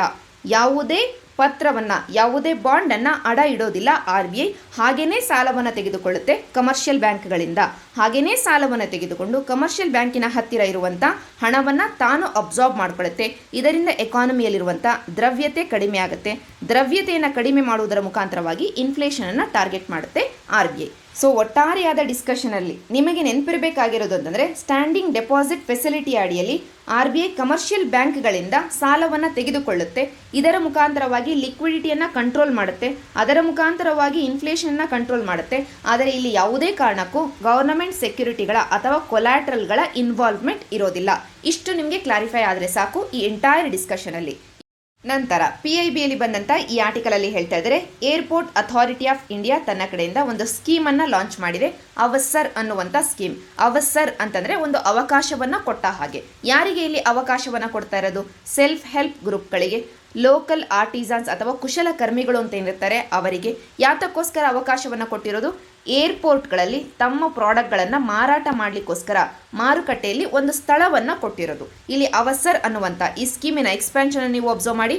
Airport as venue for skilled artisans of the region, ಅಂದರೆ ಒಂದು ಪ್ರದೇಶದಲ್ಲಿರುವಂಥ ಕೌಶಲ್ಯವನ್ನು ಹೊಂದಿರುವಂಥ ಕುಶಲಕರ್ಮಿಗಳಿಗೆ ಏರ್ಪೋರ್ಟಲ್ಲಿ ಒಂದು ಸ್ಥಳವನ್ನು ಕೊಡೋದು ತಮ್ಮ ಪ್ರಾಡಕ್ಟ್ಗಳನ್ನು ಮಾರಾಟ ಮಾಡಲಿಕ್ಕೋಸ್ಕರ. ಅದೇ ಈ ಅವಸರ್ ಅನ್ನುವಂಥ ಸ್ಕೀಮ್. ಜಸ್ಟ್ ಒಂದು ಕಡೆ ನೋಟ್ ಡೌನ್ ಮಾಡ್ಕೊಂಡಿರಿ, ಅಷ್ಟೇನು ಇಂಪಾರ್ಟೆಂಟ್ ಅಲ್ಲ. ಇನ್ ಕೇಸ್ ಮ್ಯಾಚ್ ಮಾಡಲಿಕ್ಕೆ ಅಥವಾ ಆನ್ಲೈನ್ ಕ್ವೆಶನ್ನ ಕೇಳಿದ್ದೆ ಆದರೆ ಉಪಯೋಗಕ್ಕೆ ಬರುತ್ತೆ. ಅವಸರ್ ಅಂತಂದರೆ ಇದರ ಎಕ್ಸ್ಪ್ಯಾನ್ಷನ್ ನೋಟ್ ಡೌನ್ ಮಾಡ್ಕೊಳ್ಳಿ. Airport as venue for skilled artisans of the region, ಒಂದು ಪ್ರದೇಶದಲ್ಲಿರುವಂಥ ಕೌಶಲ್ಯವನ್ನು ಹೊಂದಿರುವಂಥ ಕುಶಲಕರ್ಮಿಗಳಿಗೆ ಏರ್ಪೋರ್ಟಲ್ಲಿ ಜಾಗವನ್ನು ಕೊಡಲಾಗ್ತಾ ಇದೆ ಅವರ ಪ್ರಾಡಕ್ಟ್ಗಳನ್ನು ಮಾರಾಟ ಮಾಡಲಿಕ್ಕೋಸ್ಕರ. ಇಲ್ಲಿ ಸ್ಕಿಲ್ಡ್ ಆರ್ಟಿಸನ್ಸ್ ಅಥವಾ ಕುಶಲಕರ್ಮಿಗಳು ಅಂತ ಹೇಳ್ತಾ ಇರಬೇಕಾದ್ರೆ SHGಗಳನ್ನು, ಸೆಲ್ಫ್ ಹೆಲ್ಪ್ ಗ್ರೂಪ್ಗಳು, ಸ್ವಸಹಾಯ ಸಂಘಗಳು ಅಂತ ಏನಿರ್ತವೆ ಅವುಗಳನ್ನು ಕೂಡ ಟಾರ್ಗೆಟ್ ಮಾಡಲಾಗ್ತಾ ಇದೆ. ಮಹಿಳೆಯರನ್ನು ಕೂಡ ಟಾರ್ಗೆಟ್ ಮಾಡಲಾಗ್ತಾ ಇದೆ. ಇಲ್ಲಿ ನಾವು ನೆನ್ಪಿಟ್ಕೊಳ್ಬೇಕಾಗಿರೋದು ಅವಸರ್ ಅನ್ನುವಂಥ ಸ್ಕೀಮಿನ ಉದ್ದೇಶ ಏನು ಅಂತ. ಎರಡನೇದಾಗಿ ಯಾರು ಇಲ್ಲಿ ಇನ್ವಾಲ್ವ್ ಆಗಿರೋದು? ಏರ್ಪೋರ್ಟ್ ಆಗಿರೋದ್ರಿಂದ ಏರ್ಪೋರ್ಟ್ ಅಥಾರಿಟಿ ಆಫ್ ಇಂಡಿಯಾ ಇಲ್ಲಿ ಇನ್ವಾಲ್ವ್ ಆಗಿರೋದು. ಇಷ್ಟು ನಮಗೆ ಈ ಆರ್ಟಿಕಲ್ನ ಹಿನ್ನೆಲೆಯಲ್ಲಿ ಬೇಕಾಗಿರುವಂಥ ಪಾಯಿಂಟ್ಸ್. ನಂತರ ಈ ಹಿಂದಿನ ವೀಕ್ಲಿ ಕರೆಂಟ್ ಅಫೇರ್ಸ್ಗಳಲ್ಲಿ ನಾವು ಡಿಸ್ಕಸ್ ಮಾಡಿದ್ವಿ, ಅಗ್ರಿಕಲ್ಚರ್ ಪ್ರಾಡಕ್ಟ್ಗಳನ್ನು, ಕೃಷಿ ಉತ್ಪನ್ನಗಳನ್ನು ಎಕ್ಸ್ಪೋರ್ಟ್ ಮಾಡೋದನ್ನು, ರಫ್ತು ಮಾಡೋದನ್ನು ಪ್ರಮೋಟ್ ಮಾಡಲಿಕ್ಕೋಸ್ಕರ ಅಪೇಡಾ ಅನ್ನುವಂಥ ಒಂದು ಆರ್ಗನೈಸೇಷನ್ ಇದೆ ಅಂತ, ಒಂದು ಸ್ಟ್ಯಾಟ್ಯೂಟರಿ ಬಾಡಿಯೇ ಇದೆ ಮಿನಿಸ್ಟ್ರಿ ಆಫ್ ಕಾಮರ್ಸಿನ ಅಡಿಯಲ್ಲಿ ಅಂತ ನಾವು ಈ ಹಿಂದಿನ ವೀಕ್ಲಿ ಕರೆಂಟ್ ಅಫೇರ್ಸಲ್ಲಿ ಡಿಸ್ಕಸ್ ಮಾಡಿದ್ವಿ. ಯಾತಕ್ಕೋಸ್ಕರ? ಅಗ್ರಿಕಲ್ಚರ್ ಪ್ರಾಡಕ್ಟ್ಗಳನ್ನು, ಕೃಷಿ ಉತ್ಪನ್ನಗಳನ್ನು ಎಕ್ಸ್ಪೋರ್ಟ್ ಮಾಡೋದನ್ನು ಜಾಸ್ತಿ ಮಾಡಲಿಕ್ಕೋಸ್ಕರ. ಅದೇ ರೀತಿಯಾಗಿ ಟೆಕ್ಸ್ಟೈಲಿನ ವಿಷಯಕ್ಕೆ ಬಂದಿದ್ದಾದರೆ ಟೆಕ್ಸ್ಟೈಲನ್ನು ಎಕ್ಸ್ಪೋರ್ಟ್ ಮಾಡೋದನ್ನು ಪ್ರಮೋಟ್ ಮಾಡಲಿಕ್ಕೆ ಕೂಡ ಸಾಕಷ್ಟು ಎಕ್ಸ್ಪೋರ್ಟ್ ಪ್ರಮೋಷನ್ ಕೌನ್ಸಿಲ್ಗಳು ನಮ್ಮಲ್ಲಿ ಇದ್ದಾವೆ. ಈಗ ಸ್ಪೆಸಿಫಿಕ್ ಆಗಿ ಗೌರ್ನಮೆಂಟ್ ಪ್ಲಾನ್ ಮಾಡ್ತಾ ಇದೆ, ಟೆಕ್ಸ್ಟೈಲಲ್ಲೇ ಟೆಕ್ನಿಕಲ್ ಟೆಕ್ಸ್ಟೈಲ್ಸ್ ಅಂತ ಒಂದು ವಿಭಾಗ ಬರುತ್ತೆ, ಅವುಗಳ ಎಕ್ಸ್ಪೋರ್ಟನ್ನು ಜಾಸ್ತಿ ಮಾಡಲಿಕ್ಕೋಸ್ಕರ, ಪ್ರಮೋಟ್ ಮಾಡಲಿಕ್ಕೋಸ್ಕರ ಒಂದು ಸೆಪರೇಟ್ ಎಕ್ಸ್ಪೋರ್ಟ್ ಪ್ರಮೋಷನ್ ಕೌನ್ಸಿಲನ್ನು ತರಬೇಕು ಅಂತ. ಇಲ್ಲಿ ಟೆಕ್ನಿಕಲ್ ಟೆಕ್ಸ್ಟೈಲ್ಸ್ ಅಂದರೆ ಏನು? ಈ ಚಿತ್ರದಲ್ಲಿ ನೀವು ಅಬ್ಸರ್ವ್ ಮಾಡಿ. ನಾರ್ಮಲಿ ಟೆಕ್ಸ್ಟೈಲ್ಸ್ ನಾವೇನು ಬಟ್ಟೆಯನ್ನು ಬಳಕೆ ಮಾಡ್ತೀವಲ್ಲ, ಆಸ್ಥೆಟಿಕ್ ಪರ್ಪಸ್, ಅಲಂಕಾರಕ್ಕೋಸ್ಕರನೋ ಸೌಂದರ್ಯಕ್ಕೋಸ್ಕರ ನಾವು ಬಳಕೆ ಮಾಡ್ತೀವಲ್ಲ, ಆ ರೀತಿಯ ಬಟ್ಟೆ ಅಲ್ಲ. ಟೆಕ್ನಿಕಲ್ ಟೆಕ್ಸ್ಟೈಲ್ ಅನ್ನೋದು ಅದರ ಹೆಸರೇ ಹೇಳ್ತಾ ಇದೆ.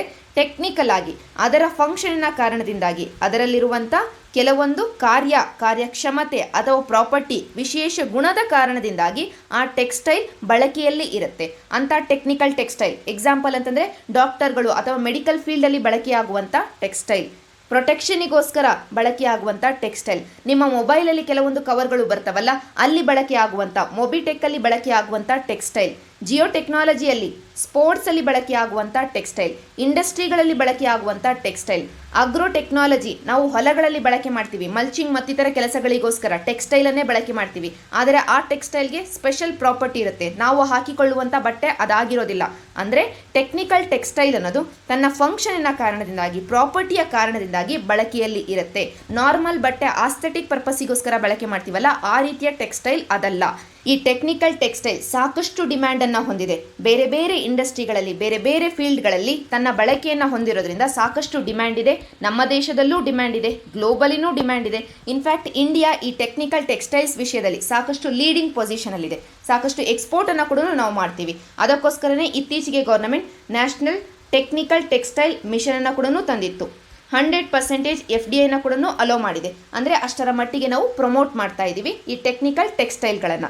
ಈಗ ಟೆಕ್ನಿಕಲ್ ಟೆಕ್ಸ್ಟೈಲ್ಗಳ ಎಕ್ಸ್ಪೋರ್ಟನ್ನು ಪ್ರಮೋಟ್ ಮಾಡಲಿಕ್ಕೋಸ್ಕರ ಒಂದು ಸೆಪರೇಟ್ ಕೌನ್ಸಿಲನ್ನು ತರ್ತೀವಿ ಅಂತ ಗೌರ್ನಮೆಂಟ್ ಹೇಳ್ತಾ ಇದೆ. ಈ ಕೌನ್ಸಿಲನ್ನು ತಂದಾಗ ಮತ್ತೆ ನಾವು ಡಿಸ್ಕಸ್ ಮಾಡೋಣ ಯಾವ ರೀತಿಯಾಗಿ ಕ್ವೆಶ್ಚನ್ ಬರಬಹುದು ಅಂತ. ಜಸ್ಟ್ ನಿಮಗೆ ಒಂದು ಇಂಟ್ರೊಡಕ್ಷನನ್ನು ಕೊಡಲಿಕ್ಕೋಸ್ಕರ ಈ ಆರ್ಟಿಕಲ್ನ ಹಿನ್ನೆಲೆಯಲ್ಲಿ ಡಿಸ್ಕಸ್ ಮಾಡಿದ್ದು. ನಂತರ ಎನರ್ಜಿ ಸೆಕ್ಯೂರಿಟಿ ಅನ್ನೋದು ಯಾವುದೇ ಒಂದು ಆರ್ಥಿಕತೆಗೆ ವೆರಿ ಇಂಪಾರ್ಟೆಂಟ್ ಆಸ್ಪೆಕ್ಟ್ ಆಗುತ್ತೆ. ಈಗ ಈ ಎನರ್ಜಿ ಸೆಕ್ಯೂರಿಟಿಯ ವಿಷಯದಲ್ಲಿ ನಮ್ಮ ದೇಶದ ರಾಜ್ಯಗಳು ಯಾವ ರೀತಿಯಾಗಿ ಪರ್ಫಾರ್ಮ್ ಮಾಡ್ತಿದ್ದಾವೆ, ಸ್ಪೆಸಿಫಿಕ್ ಆಗಿ ಎನರ್ಜಿ ಅಂದ ತಕ್ಷಣ ಕ್ಲೈಮೇಟ್ ಚೇಂಜ್ ಕೂಡ ಲಿಂಕ್ ಆಗುತ್ತೆ. ಯಾಕೆ ಅಂತಂದರೆ ಇವತ್ತು ಕ್ಲೈಮೇಟ್ ಚೇಂಜ್ಗೆ ಕಾರಣ ಆಗಿರುವಂಥ ಗ್ರೀನ್ ಹೌಸ್ ಗ್ಯಾಸ್ಗಳನ್ನು ಯಾರ್ಯಾರು ರಿಲೀಸ್ ಮಾಡ್ತಿದ್ದಾರೆ ಅಂತ ಅಂದಾಗ ಲಿಸ್ಟಲ್ಲಿ ಎನರ್ಜಿ ಕೂಡ ಬರುತ್ತೆ.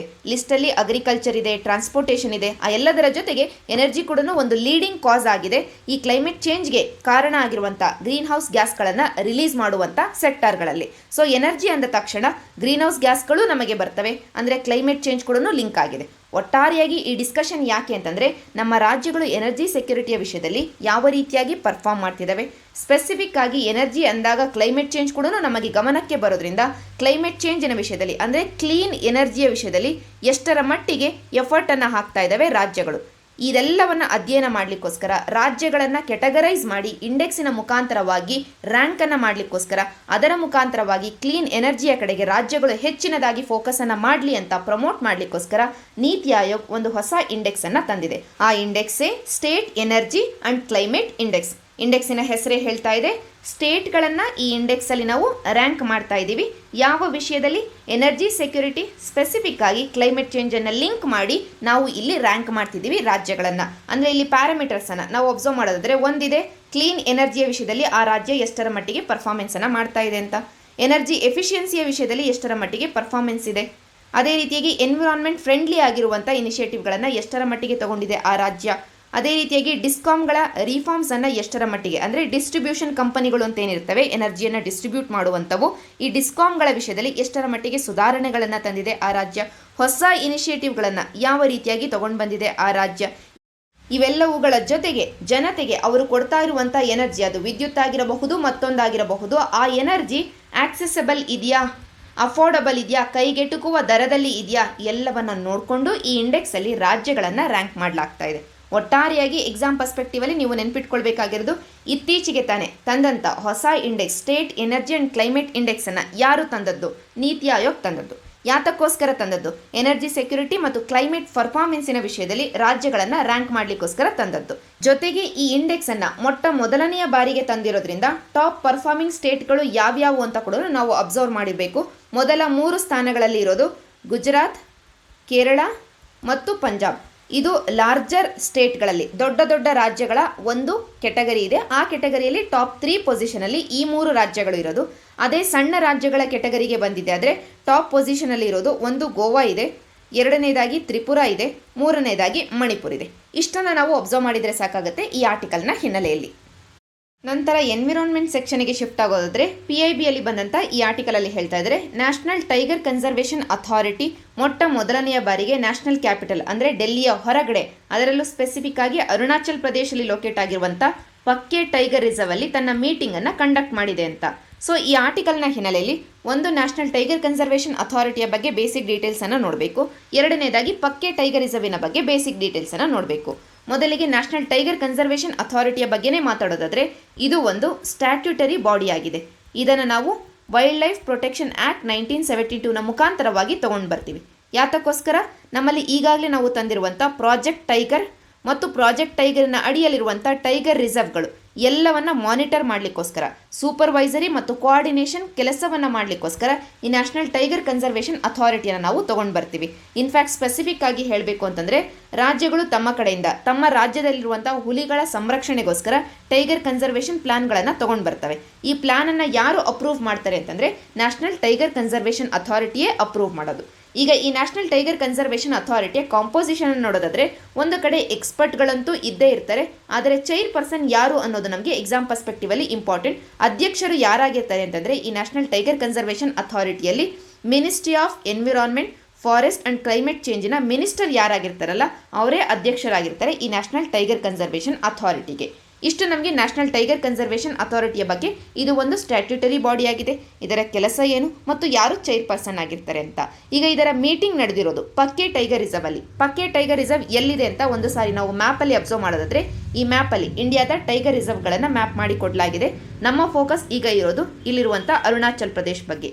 ಅರುಣಾಚಲ್ ಪ್ರದೇಶಲ್ಲಿ ನಾವು ಅಬ್ಸರ್ವ್ ಮಾಡಬಹುದು, ಒಂದು ಪಕ್ಕೆ ಟೈಗರ್ ರಿಸರ್ವ್ ಇದೆ ಮತ್ತು ಬಾರ್ಡರಲ್ಲೇ ನಾಮೇರಿ ಅನ್ನುವಂಥ ಟೈಗರ್ ರಿಸರ್ವ್ ಇದೆ, ನಾಮ್ದಪಾ ಇದೆ, ಕಾಮ್ಲಾಂಗ್ ಇದೆ. ಈಗ ಪಕ್ಕೆ ಟೈಗರ್ ರಿಸರ್ವಿನ ಬಗ್ಗೆ ಡಿಸ್ಕಸ್ ಮಾಡೋದಾದರೆ, ಇದನ್ನು ಪುಖುಯ್ ಅನ್ನುವಂಥ ಹೆಸರಿಂದ ಕೂಡ ಕರೀತಾರೆ. ಇನ್ಫ್ಯಾಕ್ಟ್ UPSCಗೆ ಒಂದು ಫೇವ್ರೆಟ್ ಟೈಗರ್ ರಿಸರ್ವ್ ಅಂತಲೇ ಹೇಳಬಹುದು. ಮೊದಲನೇ ಪಾಯಿಂಟ್, ಇದು ಲೊಕೇಟ್ ಆಗಿರೋದು ಅರುಣಾಚಲ್ ಪ್ರದೇಶಲ್ಲಿ. ಎರಡನೇ ಪಾಯಿಂಟ್, ಇದು ಸಾಕಷ್ಟು ಫೇಮಸ್ ಆಗಿರೋದು ಕೂಡ ಹಾರ್ನ್ ಬಿಲ್ಸಿಂದ. ಹಾರ್ನ್ ಬಿಲ್ ಸ್ಪೀಶೀಸ್ಗಳು ಸಾಕಷ್ಟು ಸಿಗೋದ್ರಿಂದ ಈ ಪಕ್ಕೆ ಟೈಗರ್ ರಿಸರ್ವ್ ಫೇಮಸ್ ಆಗಿ ಇದೆ. ಇನ್ಫ್ಯಾಕ್ಟ್ ಈ ಹಾರ್ನ್ ಬಿಲ್ಗಳ ಸಂರಕ್ಷಣೆಯ ವಿಷಯದಲ್ಲಿ ಪಕ್ಕೆ ಟೈಗರ್ ರಿಸರ್ವ್ಗೆ ಈ ಹಿಂದೆ ಅವಾರ್ಡ್ಗಳು ಕೂಡ ಸಿಕ್ಕಿದ್ದಾವೆ. ನೆಕ್ಸ್ಟ್ ಪಾಯಿಂಟ್ ಬಂದು, ಈ ಪಕ್ಕೆ ಟೈಗರ್ ರಿಸರ್ವಿನ ಬಾರ್ಡರಲ್ಲೇ ಒಂದು ನದಿ ಹರಿದು ಹೋಗುತ್ತೆ, ಅದೇ ಕಾಮೆಂಗ್ ಅನ್ನುವಂಥ ನದಿ. ಕಾಮಿಂಗ್ ನದಿ ನೆನಪಿರಬೇಕು, ಜೊತೆಗೆ ಪಕ್ಕೆ ಅನ್ನುವಂಥ ನದಿ ಕೂಡ ಹರಿದು ಹೋಗುತ್ತೆ. ಪಕ್ಕೆಯನ್ನು UPSC ಕೇಳುವಂಥ ಸಾಧ್ಯತೆ ಇಲ್ಲ, ಸೇಮ್ ನೇಮ್ ಇರೋದ್ರಿಂದ. ಆದರೆ ಕಾಮಿಂಗ್ ಅನ್ನು ಕೇಳುವಂಥ ಸಾಧ್ಯತೆ ಇದೆ. ಆದ್ದರಿಂದ ನೆನಪಿರಬೇಕು, ಈ ಪಖು ಅಥವಾ ಪಕ್ಕೆ ಟೈಗರ್ ರಿಸರ್ವಿನ ಬಾರ್ಡರಲ್ಲೇ ಕಾಮಿಂಗ್ ನದಿ ಹರಿದು ಹೋಗುತ್ತೆ. ಈಗ ನಿಮ್ಮ ಮುಂದೆ ಒಂದು ಕ್ವೆಶನ್ ಇದೆ, ಈ ಕಾಮಿಂಗ್ ನದಿ ಅನ್ನೋದು ಹರಿದು ಯಾವ ನದಿಯನ್ನ ಸೇರುತ್ತೆ? ಈ ಒಂದು ಪಾಯಿಂಟ್ಗೆ ಆನ್ಸರ್ನ ನೀವೇ ನನಗೆ ಕಮೆಂಟ್ ಸೆಕ್ಷನಲ್ಲಿ ಹೇಳಬೇಕು. ನಿಮಗೆ ಗೊತ್ತಾಗಿಲ್ಲ ಅಂತಂದರೆ ನೆಕ್ಸ್ಟ್ ವೀಕ್ ನಾವು ಡಿಸ್ಕಸ್ ಮಾಡೋಣ.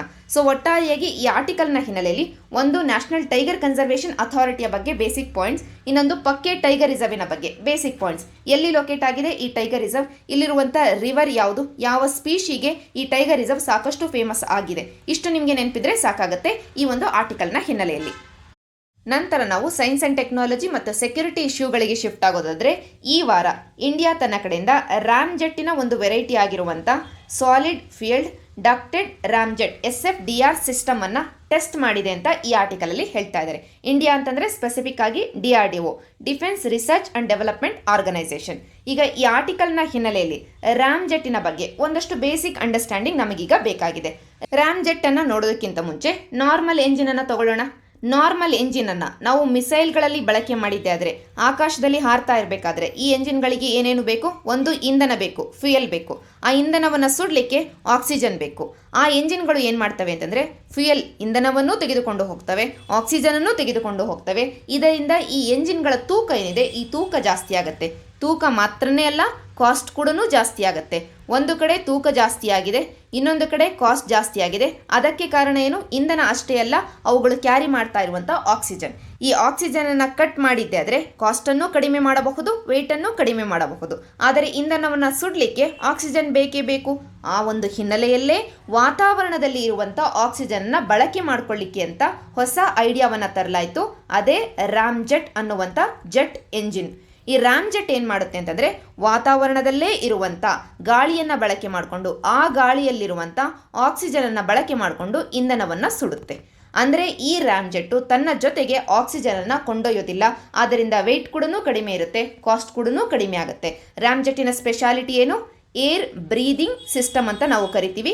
ಹೆಸರೇ ಹೇಳ್ತಾ ಇದೆ, ವಾತಾವರಣದಲ್ಲಿರುವಂಥ ಗಾಳಿಯನ್ನು ಉಸಿರಾಡುವಂಥ, ಅದರ ಮುಖಾಂತರವಾಗಿ ಆಕ್ಸಿಜನ್ನ ತೆಗೆದುಕೊಂಡು ಇಂಧನವನ್ನು ಸುಡುವಂಥ ಎಂಜಿನ್.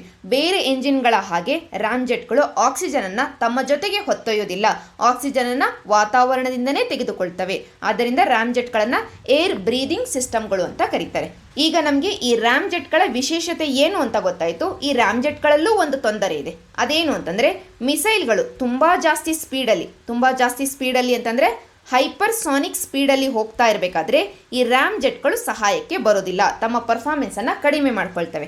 ಇಲ್ಲಿ ಹೈಪರ್ಸಾನಿಕ್ ಅಂದರೆ ಏನು?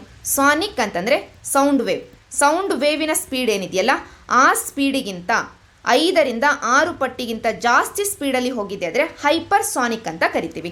ಸೌಂಡ್ ಸ್ಪೀಡ್ಗಿಂತನೂ 5ಕ್ಕಿಂತ 6 ಪಟ್ಟು ಜಾಸ್ತಿ. 6 ಪಟ್ಟು ಜಾಸ್ತಿ ಅಂತ ಹೇಳ್ತಾ ಇರಬೇಕಾದ್ರೆ 6 ಮ್ಯಾಕ್ ಅಥವಾ 5 ಮ್ಯಾಕ್ ಅಂತೀವಿ. ಮ್ಯಾಕ್ ಅಂತಂದರೆ ಒಂದು ಸೌಂಡ್ ಸ್ಪೀಡ್ ಅಂತ, 1 ಮ್ಯಾಕ್ ಅಂತಂದರೆ ಸೌಂಡಿನ ಸ್ಪೀಡ್ ಎಷ್ಟಿದೆಯೋ ಅಷ್ಟು. 2 ಮ್ಯಾಕ್ ಅಂತಂದರೆ ಸೌಂಡಿನ ಸ್ಪೀಡಿಗೆ ಡಬಲ್ ಅಂತ. ಅದೇ ರೀತಿಯಾಗಿ 6 ಮ್ಯಾಕ್ ಅಂತಂದರೆ ಸೌಂಡಿನ ಸ್ಪೀಡಿಗೆ 6 ಪಟ್ಟು. ಆ ಸ್ಪೀಡಲ್ಲಿ ಏನಾದರೂ ನಮ್ಮ ಮಿಸೈಲ್ ಹೋಗ್ತಾ ಇದ್ದರೆ ಆ ಸಂದರ್ಭದಲ್ಲಿ ರಾಮ್ಜೆಟ್ ನಮ್ಮ ಸಹಾಯಕ್ಕೆ ಬರೋದಿಲ್ಲ, ಅದರ ಪರ್ಫಾರ್ಮೆನ್ಸ್ ಕಡಿಮೆ ಆಗುತ್ತೆ. ಅದಕ್ಕೋಸ್ಕರ ನಾವೇನು ಮಾಡಿದ್ದೀವಿ ಅಂತಂದರೆ ಸ್ಕ್ರಾಮ್ ಜೆಟ್ಟನ್ನು ತೊಗೊಂಡು ಬಂದಿದ್ದೀವಿ. ಸ್ಕ್ರಾಮ್ ಜೆಟ್ ಏನು ಮಾಡುತ್ತೆ? ನಮಗೆ ಏರ್ ಬ್ರೀದಿಂಗ್ ಸಿಸ್ಟಮೇ. ರಾಮ್ಜೆಟ್ ಏನು ಮಾಡ್ತಿತ್ತಲ್ಲ ಅದೇ ಕೆಲಸವನ್ನೇ ಮಾಡುತ್ತೆ. ಆದರೆ ಹೈಪರ್ಸಾನಿಕ್ ಮಿಸೈಲಲ್ಲಿ ಬಳಕೆ ಮಾಡಿದಾಗ ಪರ್ಫಾರ್ಮೆನ್ಸನ್ನು ಕಡಿಮೆ ಮಾಡೋದಿಲ್ಲ, ನಮಗೆ ಒಳ್ಳೆಯ ಪರ್ಫಾರ್ಮೆನ್ಸನ್ನು ಕೊಡುತ್ತೆ. ಇಷ್ಟು ಓವರಾಲ್ ನಮಗೆ ಈ ಆರ್ಟಿಕಲ್ನ ಹಿನ್ನೆಲೆಯಲ್ಲಿ ರಾಮ್ಜೆಟ್ ಅಂದರೆ ಏನು, ಸ್ಕ್ರಾಮ್ ಜೆಟ್ ಅಂದರೆ ಏನು ಅಂತ. ನಂತರ PIBಯಲ್ಲಿ ಬಂದಂಥ ಈ ಆರ್ಟಿಕಲಲ್ಲಿ ಹೆಲಿನಾ ಅನ್ನುವಂಥ ಆ್ಯಂಟಿ ಟ್ಯಾಂಕ್ ಗೈಡೆಡ್ ಮಿಸೈಲ್ ಸಿಸ್ಟಮಿನ ಬಗ್ಗೆ ಡಿಸ್ಕಸ್ ಮಾಡ್ತಿದ್ದಾರೆ. ಸಕ್ಸಸ್ಫುಲಿ ಟೆಸ್ಟ್ ಮಾಡಲಾಯಿತು ಅಂತ ಆರ್ಟಿಕಲಲ್ಲಿ ಹೇಳ್ತಾ ಇದ್ದಾರೆ. ಇದರ ಹಿನ್ನೆಲೆಯಲ್ಲಿ ಹೆಲಿನಾದ ಬಗ್ಗೆ ಒಂದಷ್ಟು ಬೇಸಿಕ್ ಡೀಟೇಲ್ಸನ್ನು ನೋಡೋಣ. ಮೊದಲಿಗೆ ನಾವು ನಾಗ್ ಅನ್ನುವಂಥ ಒಂದು ಮಿಸೈಲ್ ಸಿಸ್ಟಮನ್ನು ಡೆವಲಪ್ ಮಾಡ್ತೀವಿ. ನಾಗ್ ಅನ್ನುವಂಥ ಮಿಸೈಲ್ ಸಿಸ್ಟಮ್ ಯಾತಕ್ಕೋಸ್ಕರ ಅಂತಂದರೆ, ಟ್ಯಾಂಕ್ಗಳಿರ್ತಾವಲ್ಲ, ಟ್ಯಾಂಕ್ ಅಂತಂದರೆ ಸಾಕಷ್ಟು ಶಸ್ತ್ರಸಜ್ಜಿತವಾಗಿ ಬಂದಿರುವಂಥ ವೆಹಿಕಲ್ಗಳು, ಸಾಕಷ್ಟು ಶಸ್ತ್ರಾಸ್ತ್ರಗಳನ್ನು ಹೊಂದಿರುವಂಥ ಈ ವೆಹಿಕಲ್ಗಳನ್ನು ನಾಶ ಮಾಡಲಿಕ್ಕೋಸ್ಕರ ನಾವು ಬಳಕೆ ಮಾಡುವಂಥ ಮಿಸೈಲ್. ಈ ಮಿಸೈಲ್ ಏನಿದೆಯಲ್ಲ, ನಾವು ಡೆವಲಪ್ ಮಾಡಿದಂಥ ನಾಗ್ ಮಿಸೈಲ್ ಸಿಸ್ಟಮ್, ಇದು fire and forget 3rd generation missile system ಆಗಿದೆ. ಇದನ್ನು ನಾವು ಇಂಟಿಗ್ರೇಟೆಡ್ ಗೈಡೆಡ್ ಮಿಸೈಲ್ ಡೆವಲಪ್ಮೆಂಟ್ ಪ್ರೋಗ್ರಾಮಿನ ಅಡಿಯಲ್ಲಿ ಡೆವಲಪ್ ಮಾಡ್ತೀವಿ. ಎಲ್ಲ ಡೀಟೇಲ್ಸನ್ನು ಮತ್ತೆ ಅವಕಾಶ ಸಿಕ್ಕಾಗ ಡಿಸ್ಕಸ್ ಮಾಡೋಣ. ಈಗ ಸದ್ಯಕ್ಕೆ ನಾಗಿಂದ ಮುಂದಕ್ಕೆ ಹೋಗೋಣ.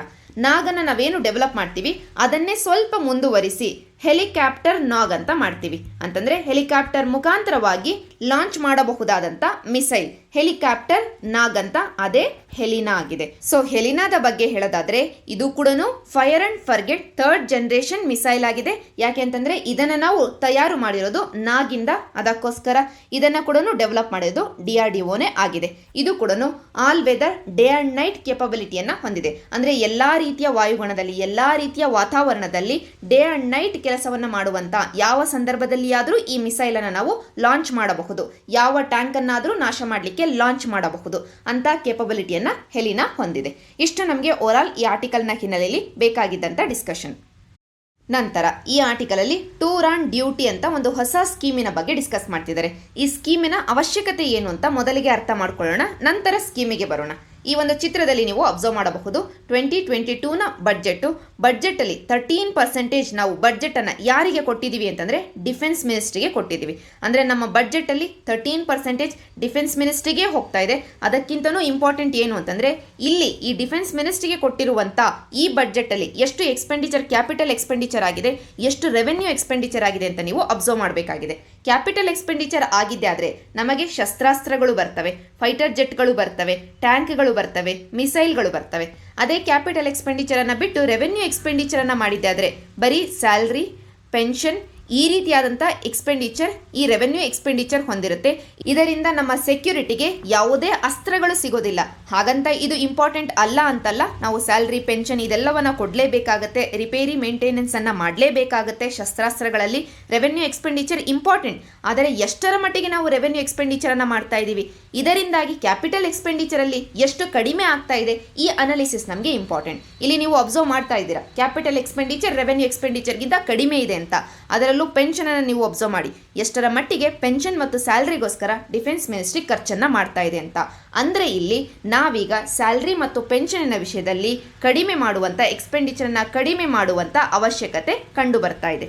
ಈಗ ಸ್ಯಾಲ್ರಿ ಮತ್ತು ಪೆನ್ಷನನ್ನು ಕಡಿಮೆ ಮಾಡಬೇಕು ಅಂತಂದರೆ, ಆ ವಿಷಯದಲ್ಲಿ ನಾವು ಖರ್ಚನ್ನು ಕಡಿಮೆ ಮಾಡಬೇಕು ಅಂತಂದರೆ ಒಂದು ಹೊಸ ಸ್ಕೀಮನ್ನು ತರಬೇಕು ಅಂತ ಟೂರ್ ಆಫ್ ಡ್ಯೂಟಿ ಸ್ಕೀಮ್ ಅಂತ ಒಂದು ಹೊಸ ಸ್ಕೀಮನ್ನು ತರಲಾಗಿದೆ.